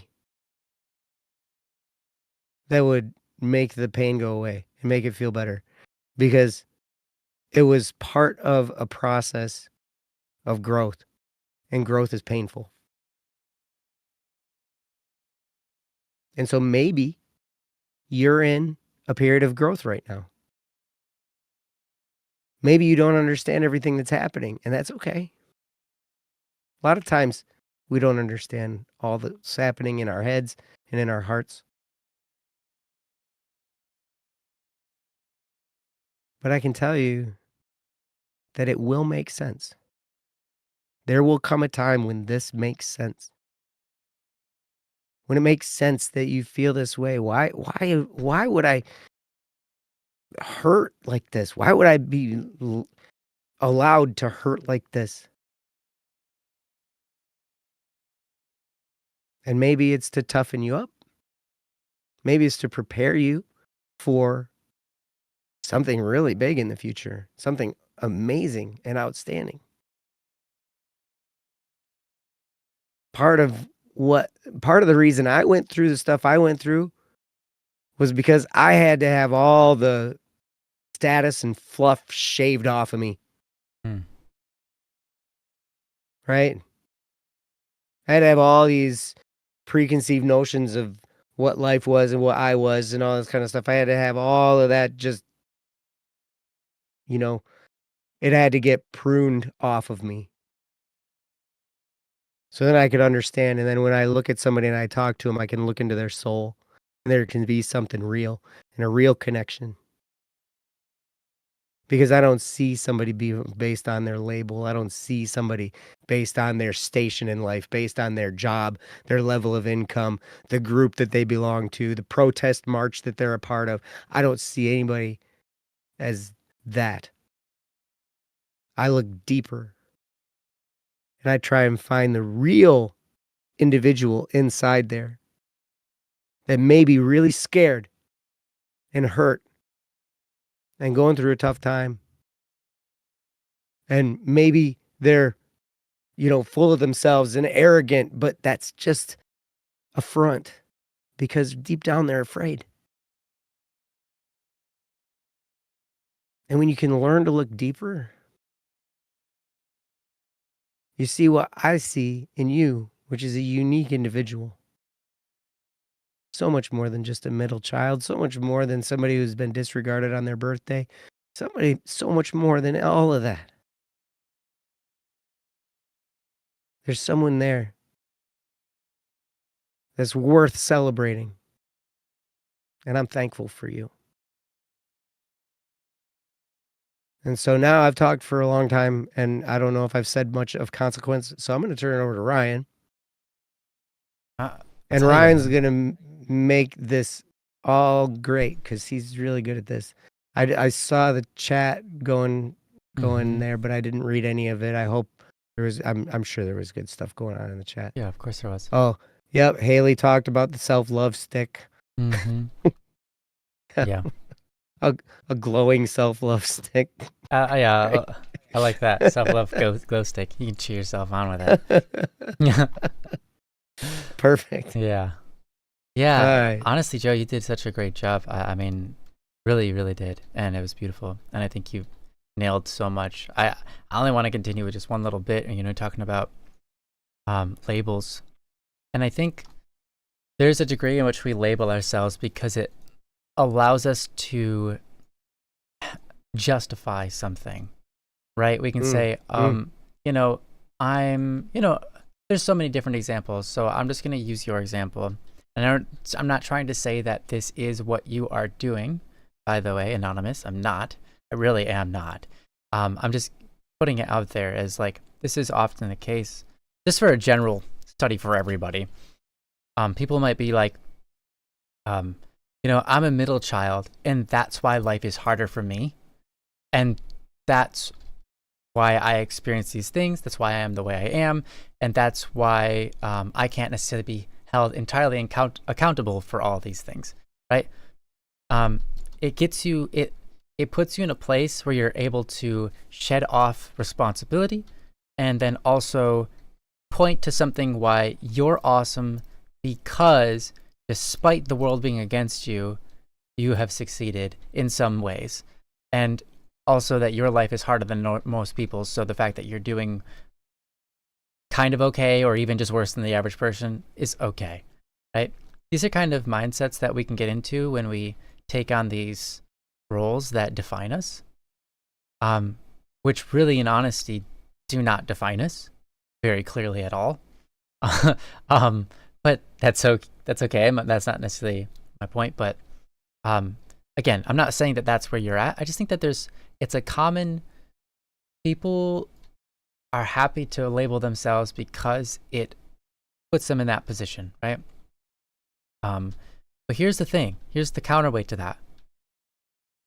Whether you put yourself in a group or not, you can shirk off a lot of responsibility. In fact, there's a lot of things in your life that you're not responsible for, and they have made your life hard. And it's not because you're in this group or that group or anything. It's just like literally that's everybody. Everybody. Now, because of the group you've associated yourself with, yes, certain things are going to be harder. Yes, that's true. But also some things are going to be easier. That's also true. The labeling thing doesn't really, it's not something worth clinging to. I'll just say that, right? And as Joe was saying, it's a void. It's kind of like emptiness disguised as something so full, right? It's like having a giant hole and then putting, like a giant, I don't know, like tarp over it, and then putting dirt and like grass and letting grass grow over it. It's like, oh wow, look at this beautiful landscape. But in reality, it's barely thriving, and if you were to step on it, you'd sink, right? I think that's a lot of times what labels are like. And I would say, as much as you can not label yourself to help you find the value in yourself and not look over it and not overlook it, I think it's good to not pretend that you are this thing, or not, you said, is it a bad thing to just accept you are what everyone sees you as? And yeah, I would say it is a bad thing. I remember growing up, there was this kid. I'll say he was a kid. He was older than me, but he was 2 years older than me. He was in my brother's grade, and he was basically a nerd, if you will, but everyone saw him as, and by nerd I don't mean that in a derogatory word. He was a kid that was smart, and he was into things like Star Wars and things that require a lot of thinking. He like learned Russian to some degree. He was a smart kid. Okay, very smart kid. And he had this gentle, loving nature about him, right? But this is what happened. He was really tall and looked kind of intimidating and scary, and he was not good with people. Like he didn't have good people skills. So everyone thought of him as a giant bully, as someone to be feared and scared of. He didn't want to accept that that's how people saw him, but that's how people saw him. And over time, he turned into that. Mm-hmm. Because there were advantages to it. But there were disadvantages to it. And what ended up happening is he at some point, to some minor degree, would lose his mind, where, you know, he would just like suddenly have like a freak out session where he'd like have a, wasn't just like a meltdown. He would like pick up things and throw them, like desks, like hold, like, you know, like at the school, pick up a desk and like chuck it, like freak out sessions. And this was entirely spawned because his mind was having a really hard time being at peace with who he was and how he wasn't what other people saw, and that other people couldn't see him for what he was. And so this whole mess caused his brain to have literal just meltdowns and freak out sessions and violent like urges and just like wrath incarnate. Okay. And so I remember like literally he didn't like me. But he didn't like me at first. But I remember I eventually got to a point where I could sit down with him and have an honest conversation. And he opened up. And he talked about all of these struggles he was having. And I thought that was amazing and beautiful, because the way he put it, he was like, everyone sees me as this. I didn't want to be that. But because everyone sees me as this, I just became that. And I thought it was real. I started to think, oh, maybe I am that. And then all of a sudden now I am that. And now my whole life revolves around this idea that that's who I am. And it's causing so many problems. It's like this it's a real mental battle. And the point is, that can happen. And you can, if you latch onto something like that, your brain is really good at that, at latching onto this and making it everything about that. And that's your reality. And that's all that your brain can see. And it's all that matters. I'm going to give you an unfortunate example. And this example is incredibly common in our world today. And I'm sorry if someone else is going through this and if you feel upset about me saying this, but it should be said. There are, not everybody, but there are certain people, occasionally, in the LGBTQ, what do you call that? Blanket. Community, sure. Whether they're deep in the community or not, that's what they associate with. And their brain makes everything that happens in life about that. So I knew a particular person that was trans. And it was like every comment they made tied back into the fact that they were trans. And every time that they were happy, it was because of something related to being trans. And every time they were sad, it was something related to being trans. Everything, everything. It was like, I had a bad day today because blah, blah, blah, blah, blah. And that's because I'm trans. Or I had a really good day today because this person like said something and I felt super accepted and loved because they saw me as trans. Had nothing to do with how they were treated. They could have been treated super nice, but not regarded as a trans or like whatever. And they were very put off, or someone could be rude to them, but they saw them as a trans. They're like, oh, it's a good day, right? This obsession over being a trans, for a lack of better terms, mutilated reality to become everything is about them being trans in the whole world. Everything. And you see movies about this, about people who obsess over a specific number. And it's like they start seeing the number everywhere, right? Like the number like 503 or 537, 1986. And they're like, oh, I see that number. Like I counted the bricks in that building and it wasn't like that number, but it was like, if you do a multiplication of one side versus the other, oh my gosh, it's that number. It's so freaky. Like they'll obsess over this number. Like you see movies about it and it really happens. And this happens to people over these kinds of issues about their labels. And so all I'm trying to say here is stay away from those kinds of thoughts best that you can, because the world is so much more and reality is so much different than trying to push it through a tiny bottle of, oh, everything has to do with this because I'm a middle child. And I'm not saying that you're doing that, but maybe you're doing it in a small way. I'm just saying, don't let that grow. And don't associate yourself with being a middle child. You're just a human being. Some of us are, if you have like 6 kids, there's 4 middle children, So it's, I don't know. It's like, it's just where you're at and it's your story.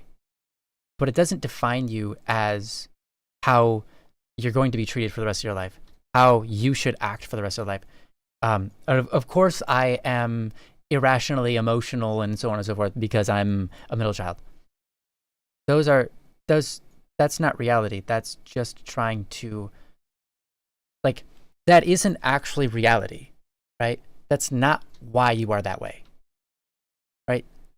You're just trying to take this cause that's unrelated to your, it's not something you're responsible for. It's just who you are and how you are. And so you're trying to say, oh, it's because of this thing that I have nothing to do with and I have no responsibility over that I'm this way. It's not a good place to put yourself in. And I'm sorry for being hard with you, but it's not a good place to put yourself in because then you have no control over it. You've relinquished control, so you can never be more than that. I'm saying, don't do that because you already are more than that. You already are more than that. And you have, here's the thing, it's not your fault you are the way you are right now. But you can make it up to you who you become from here on forward. You can decide how you're going to act in the world, and that will in part decide who you become and how you treat others and how you feel about the world around you. Whether you're happy or sad about certain things happening, from your perspective. All of these things can be, to some degree, in your control. Not everything, but some parts of it you can take responsibility over, start participating in the world in those ways, and become that. So if you're saying, I'm only a middle child, then you're only putting a ceiling on what could be. But if you take that ceiling off, the height in which you can grow is so much higher. And so all I'm saying is, don't put on the rags of being a middle child when you're already more dignified than that. You don't deserve rags. Maybe rags is what you have, but it doesn't mean it's like that's what you deserve because you're a middle child, right? Maybe rags is all you have. That's fine. Wear them because it's all you have. But live life knowing you can have more than just rags.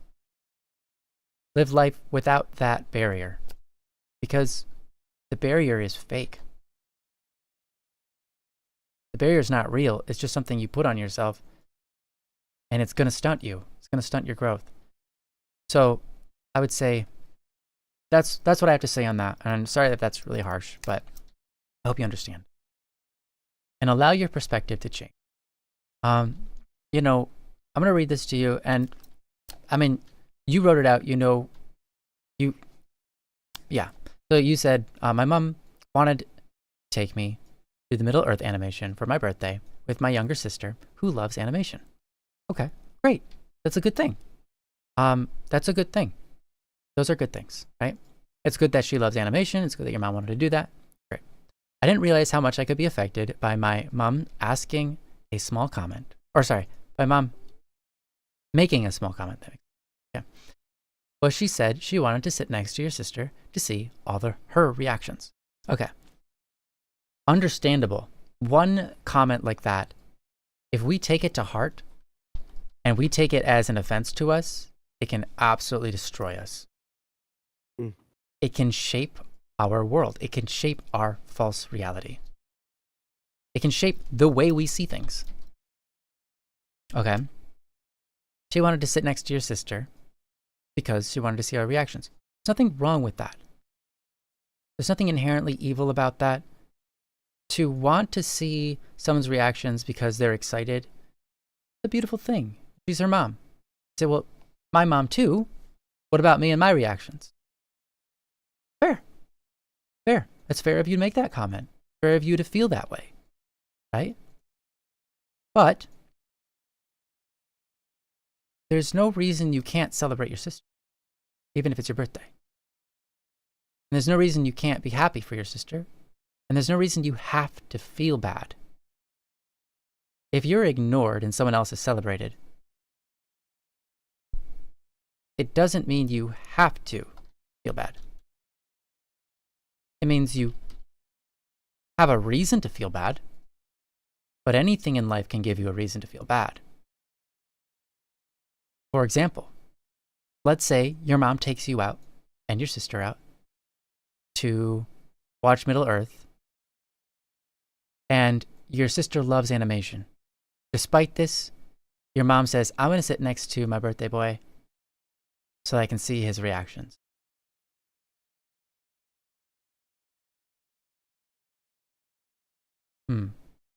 Maybe that's kind of sad. Maybe that's kind of sad for your sister. Right? Maybe you're not really into it and you don't not like that you love animations that much. Like your sister clearly loves them more. And it's like, and yet your mom is like disregarding your sister because it's your birthday. It's just a day. There's so many, like, it's kind of sad. Feels kind of one-sided. Like, oh, it's my birthday, so I get all the attention. That feels bad. Feels bad. Like, what about your sister? Like, doesn't she matter too? And my point isn't just to counter what you're saying. My point is, our perspective can make up how we feel. And if we think the whole world is against us, and you adopt the middle child mentality, like the world was set out against you from the start, and you had no choice. If I'm going to say something I've said a million times, how you see the world is how you're going to feel living inside of it. If you see the world as crap, you're going to feel like crap. If you think the world is against you, True. You're going to think the world is against you, and everything in the world that happens is going to be against you, and it's going to feel awful. Now, that doesn't mean... It doesn't mean there aren't things that things are against you. It doesn't mean they actually are against you. It's just that's going to feel that way because you have that set up in your mind. And so when something happens, it's going to feel like it's against you because, yeah. Right. Exactly. Now, the reality is, it's a whole mixed bag. The reality is there are things that are set up against you, and there are things that are set up for you. The reality is you have a lot to be thankful for. There's a lot to be unthankful for. The reality is your brain will just concentrate on what it wants to concentrate on and make a big deal out of it. So I'm not saying it's easy to adopt a new perspective, but the perspective you have right now doesn't aid you well. Your perspective right now has this clear intention of pointing out what's not in your favor. So what does that mean for all the things that are in your favor? It means you can't take them up as opportunities to act on them. So as you go throughout your life and you only notice the things that are set up against you, you won't notice all the job opportunities you have because those are the things that are set up for you. You won't notice all of the relationships that could be beautiful because instead you're sitting there focused on what's against you, your enemies, the relationships you don't have that you wish you had. You know? And I'm not saying that's exactly where you are. I'm just saying where that road leads. Because, and I know it leads there, because I've been there. And I know these things because I've been there. And so, what I'm trying to help you with is before life gets carried on for too long, you don't have to wait for some kind of special event. You can start working and changing this perspective now. Because the reality is, yeah, those things are real and they weren't in your favor and they made you feel like crap. there's more to the story. And there's more to you. And you're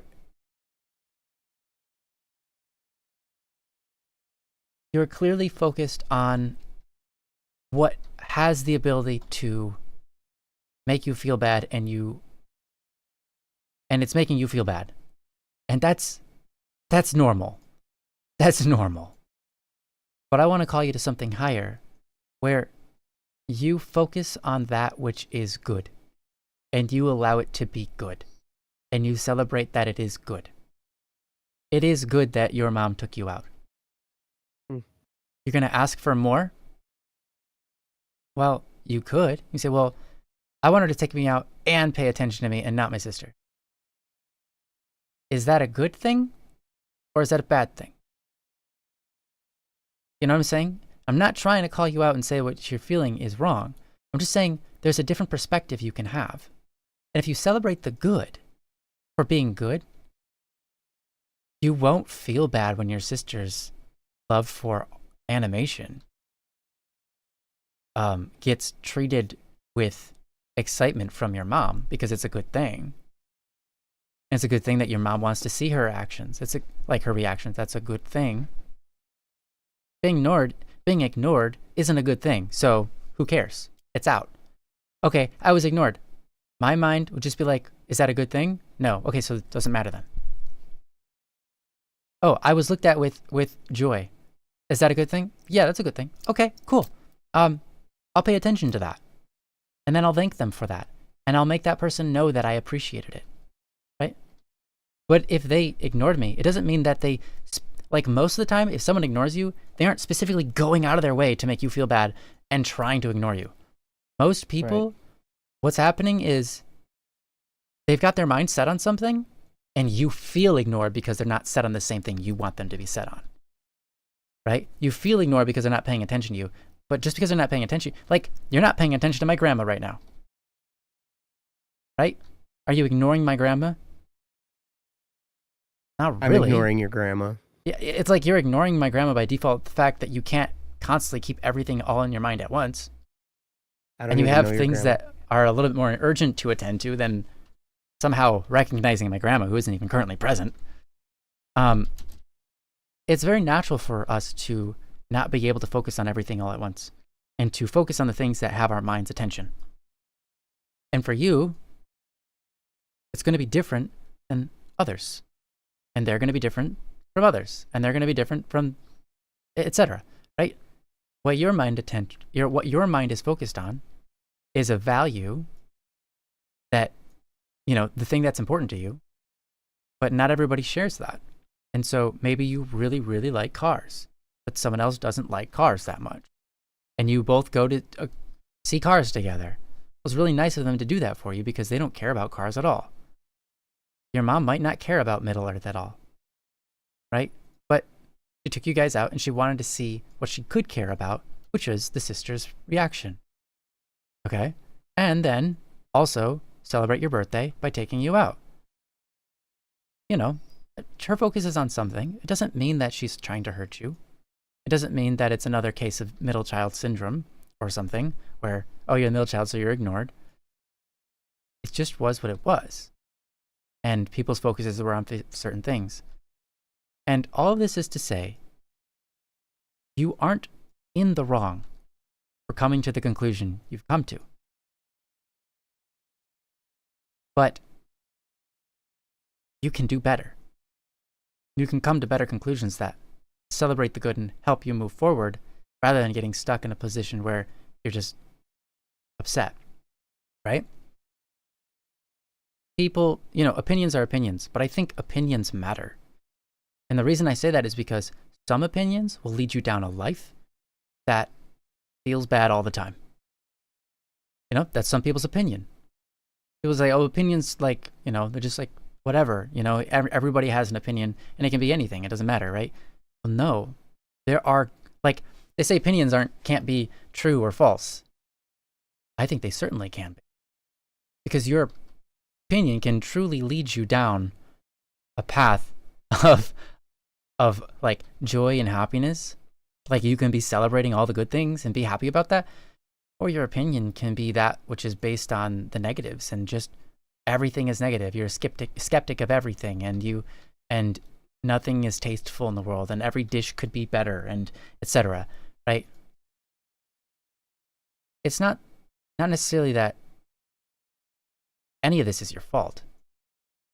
Your thinking, the way you think about it, the perspective you have, could be deep-seated in from, for example, your parents or your surroundings, your teachers, your school, whatever. It could be anything that has trained you to be how you are today. So it's absolutely not your fault. You're just another individual caught up in the world. But if you want to shine as the individual that you are, then you're going to have to spend time celebrating the good so that your good can shine. Because it's only, like, I think it's the only way. Because otherwise you find yourself in the traps of despair about everything. Because everything can be bad. Trust me. I've met people in my life who have made everything, anything is a bad thing. Because you can find a way to make anything a bad thing. Right? True. Someone could literally, it could be any good thing. You want proof of that? Watch the news. That's right. Yeah. And because they'll spin everything to be bad. Right. Everything is a catastrophe. Yeah, for some people. Right. And so I'd say, you're not in a bad spot where you are. You're in the spot where you can continue moving forward. And that's great. And so don't count yourself out. Don't count yourself out. Don't be like, oh, well, this is just my life from now on, I guess, because I was born a middle child. Don't count yourself out. You're awesome. And you're going to be awesome. But you have to focus on those things. And don't worry about what's against you. Because you can't affect that anyways, a lot of the times. You can only affect the things that you have the opportunity to affect. And if you shirk that off, that'll be sad because you're capable of so much. And you can do so much good. And it's so awesome that you can. So, yeah. And I'm sorry for being hard on you, and maybe I'm not that hard, right? Or probably people in your life have been way harder on you. I want to try to talk you through this perspective shift. Not as your enemy, but as someone who truly loves and wants you to succeed. Even if I don't even know exactly who you are, even if I've never met you, I care about the goodness that is you and all the goodness associated with that, and that you have so much potential. And it's not just potential, it's what you already are too.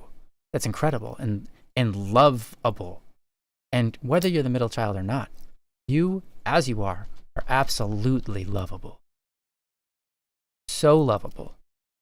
Whether anyone gives you that love or not, you are lovable. And you're lovely, and you're loving, and I'm happy that you're here with me. So don't reduce yourself. Don't put a ceiling on yourself. Sky's the limits, and just be you. Because that's all you really are, is you. Yeah. Okay. Sorry, I went for a really long time there. So, Joe, I'm going to give it back over to you. That's okay. You said super important stuff. I'm going to just, I don't have a whole lot I can say after that. We've said a lot about how you're thinking about this, Anonymous, how your perspective is, the different points of view. I will say one thing about your mom, and that is, I'm sure your mom loves you. Your mom cares for you. She's doing her best. And being a parent is hard. Like when you have kids that are into totally different things and you're trying to be involved and you're trying to do stuff with both and you're trying to do it. I have two boys who are completely different from each other and I love them both. And both of them, I love watching them grow. I love watching them flourish. I love watching them do what they enjoy doing. I love it. And it's wonderful. But I always feel like I'm failing. Always. I always feel like it because I'm always, I'm a little bit divided. Like I'm trying to devote time to one and the other and both and trying to do that. And it's so hard. And so I always feel like I'm failing, but I still love my kids like so much. So much. Yeah. I love them. And so, okay, another thing, as a middle child, you are actually poised very well to be very successful. That's great. You are. Because, okay, so the oldest child is seen as the responsible one, right? The youngest child is seen as like the cool one, whatever. And then the middle child is kind of gets disregarded a little bit. But here's the thing. When you aren't on everybody's radar screen, when you're like maybe in the shadows a little bit, you can bust your butt. And then all of a sudden,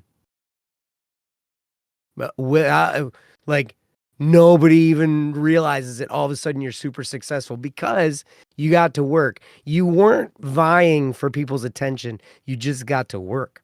And you just started doing stuff. And in there is the antidote for this. I have found so many times in my life, the thing that I really needed to do was just get busy doing something. And most of the time, it's learning something new, or learning how to do something I already do, learning that better. And when I can throw myself into it, and it's something that I enjoy, that I lose all track of time, like when I'm doing it, like the clock just doesn't exist anymore. I'm just doing it. And then all of a sudden I look up and it's like 6 hours later, 12 hours later, whatever, right? And it's just because, and a lot of times it's because I'm learning new stuff, or I'm trying new stuff, or I'm trying to get better at stuff or whatever. And I just get into a groove and I'm just doing it.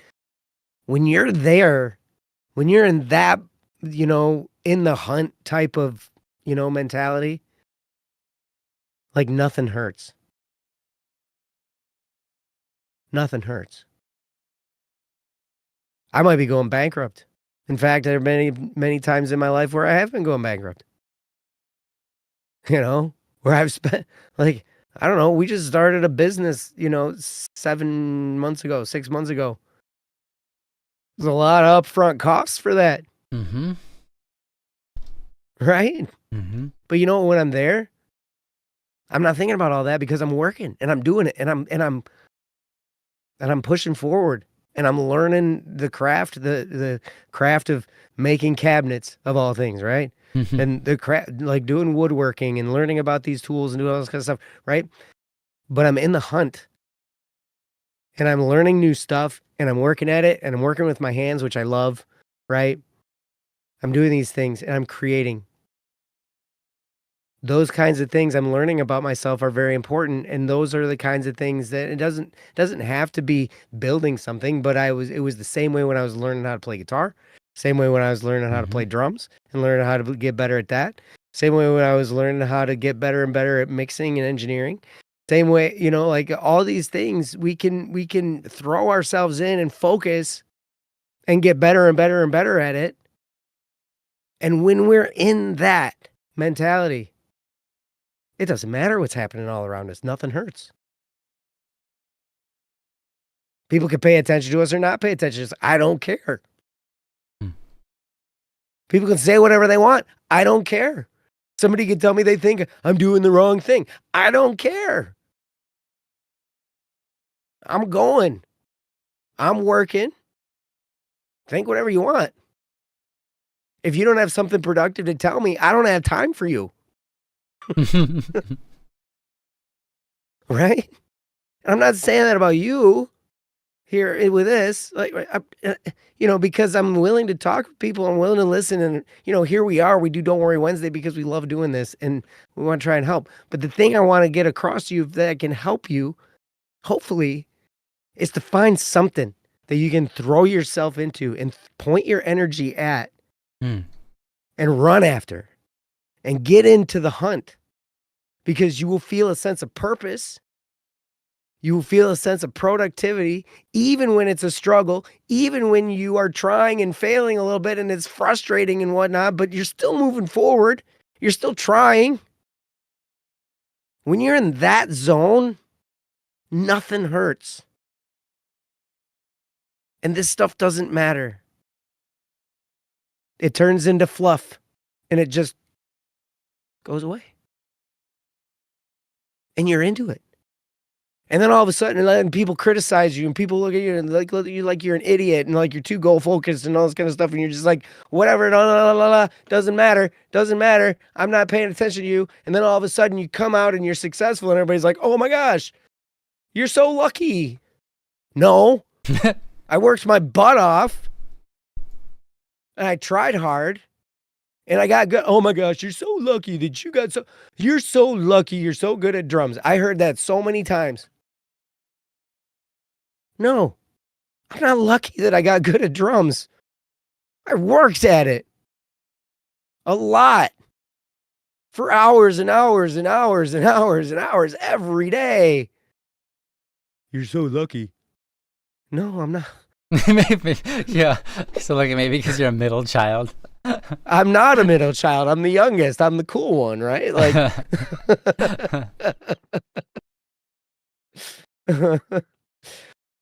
No, but that's how people I'm are. trying to get across. Yeah, that's what people right, say. Exactly. That's what you're gonna hear. That's what you're gonna hear all over the place, right? Yep, it was crazy. And the people closest to you too, your parents, your relatives, your sisters and brothers, and your cousins, and your sometimes your best friends. And I'm very blessed now that my best friends, the people I've surrounded myself with, are people I'm in business with usually, right? So like it's like these people, we have common goals. Mm-hmm. And when you're around people like that, it'll feed you. And when you're in the hunt and when you're working, all the challenges, all the stuff, the noise and the mental, congestions and all this stuff, it melts away, it quiets down, and there's just you and the task at hand. And it's amazing. It's such an amazing zone to be in. So I encourage you to try and find something. Find something you can throw yourself into. Find something you can try and get better at. I don't know what it is. Might be making videos. Might be being a live streamer. Might be being a professional League of Legends player. That one I would. I would highly stay away from that one. Actually, maybe the League of Legends is a very toxic. How about a stained glass window designer? I know a guy who does that. That's so cool. It's so cool. Oh, Dave, by the way, guy who does that, Ryan. That takes a lot of art. Mm-hmm. That takes a lot. You know what I'm talking about, right? Mm-hmm. Wait. Well, I know 2 people in my life who have been stained glass windows designers, and that is a job you that is a craft you put your life into to get good at. Oh, yeah. Incredible. Yep. And you literally I remember talking. There's a guy named Richard that I know, and he was like, oh yeah, check this one out. And he's got this big scar on his hand. Oh yeah, because it's glass. Yeah. And he's like working on this piece, and all of a sudden, and sliced open his hand. He had to go get 26 stitches or something like that. But that's part of the journey, right? As part of his battle scars and stuff, and he was proud of it. Mm-hmm. Then it's like, yeah, but whatever. Hey, I don't know what it is for you,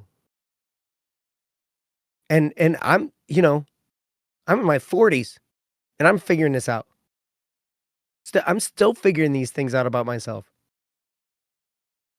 Just this past year, I'm learning I love restoration. I love taking something and making it beautiful. Right? Mm-hmm. I love taking something old and torn down and broken down and repairing it and restoring it and making it beautiful. I love the little details of things. I love, taking something and with that attention to detail and with patience and craftsmanship, I can make something really, really cool. I am 29. He lied before. He's just trying to make a point. Right. Can't get anything past you, can I? Man, oh man, I'll tell you what. You pay too close of attention. You're on my list. That's great. Actually, on that point though, I wanted to say something earlier. It's amazing being a human. And I think a lot of people overlook this, but it's amazing, an amazing, amazing, beautiful thing to be a human, whether you're a middle child or anything, because throughout your life, you exist and you don't know who you are. You just exist and you discover who you are. And that's an amazing thing. And sometimes who you are changes and you discover that, right?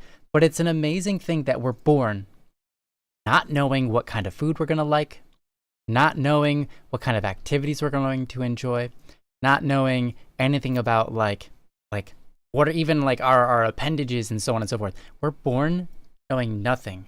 Yet we have all these attributes about our personality and the things we like and the things we don't like. And there's so much built into you and into your soul and your heart and your brain and your body. There's so much there. And throughout your entire lifetime, it's been there. And you will be making those discoveries from the beginning until the very end. You are more than you can ever see. Oh my gosh, you are. You are incredible. And you're going to be discovering who that is that you got to be for the rest of your life. You're going to be, exactly. You're going to be, and it's crazy because the more you stay in that discovery mode, the more you maintain, your mental state. I just read a scientific study today. The more we learn, the more we grow, the more we continue to learn. We avoid Alzheimer's. We avoid these mental issues. We avoid, all that kind of stuff, right? The more we get set in our ways and we know everything and the more susceptible we are to those mentally degrading diseases and stuff, so keep learning, keep growing, keep reinventing yourself. You can totally reinvent yourself. I have a beard now. Boom. Yeah. Whoa. New Joe. Yeah. And it's such an amazing beard. Now I'm getting hit on by people at the hardware store and at the bank, and it's these girls trying to rizz me up out in public. It's the beard. It's probably the beard. Now that's a man. No, stop it. Hey, Ellie. Enjoy your night routine. Thanks for hanging out with us. It was great to see you. Yeah, we should get going ourselves. It's already 30 minutes over. Oh my gosh. So. We are over. You know what, though? It's the first one of the year. We got to Yeah. No, it's absolutely worth come in with a bang, right? That's right. We're good. Good stuff. Hey, you know what? Thank you, whoever it is that gave us this topic. Thank you so much. Thank you for sharing your heart with us and your experience with us. I hope it was helpful, and we wish you the best. Life is full of these things, and so, hopefully you can set your focus and really, just set your focus on the good, and let the bad just kind of breeze by, because you can't control your mom, you can't control who she pays attention to. You can bring it to her attention. You can say things like, "Hey, I just kind of felt like," but as long as you don't attack her, because if she feels attacked, like you're undermining her, like she's like, "Oh, by the way, Mom, I just want to say you're a really bad parent and I hate you." If you say things like that, make her feel like that, even if that's not what you're saying, it's not going to go well. But if you can find ways to say things that help her understand how you're feeling and where you're coming from, and that you don't think she's a bad mother, but you just want to express your feelings, even though they're not. You might say, my feelings are not logical, and I respect that you have no intention of doing this. I know you didn't intend to do this, but this is the way my brain made me feel about it, and it's not your fault. It's my brain's fault, but I want to let you know that that's what I was going through at that time, and she'll respect that, and she'll likely respect that, and she'll likely, pay a little bit more attention to you and making sure she doesn't hit those hard spots for you, right? And doesn't become a temptation for this feeling of sadness and being ignored and empty, you know?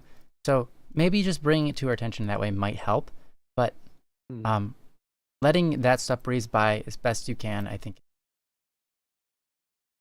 Yep. And understand. Like seriously. I didn't realize this until I became a parent, but when you're a parent, you can't help but love your kids. I don't think. Unless there's something like there'd have to be something seriously wrong or an addiction or some kind of whatever that your mentality would have to be seriously clouded for you to not do that. But I think even deep down, parents who are not in their kids' lives or who aren't, whatever, I think deep down they still think about their kids and they still love their kids. You cannot help it. And I know your mom loves you. I know she does. And I know she's probably doing the best she can. And I don't know what all's going on for her, but no, it's I don't know. As a parent, like I said before, I always feel I love my kids. I want to do all the stuff they want to do. I want to be with them. I want to, watch them grow. I want to do all that kind of stuff. And I always feel like I'm falling short because like they're running in two different directions and I can't be both places at the same time. Right. Because I'm trying and I do my best. But it doesn't change the fact that I love them more than just about anything else in the world. Like my kids are so important to me. But anyway, I like what August said. Hey, Mom, I'm your mom now. That's a statement. That's amazing. Yep. So anyway, Anonymous, thank you. And you're going to be okay. Yeah. It's just a step in the journey, my friend. And you're doing great. Just keep going. Yep. You'll be all right. You'll be all right. Yep.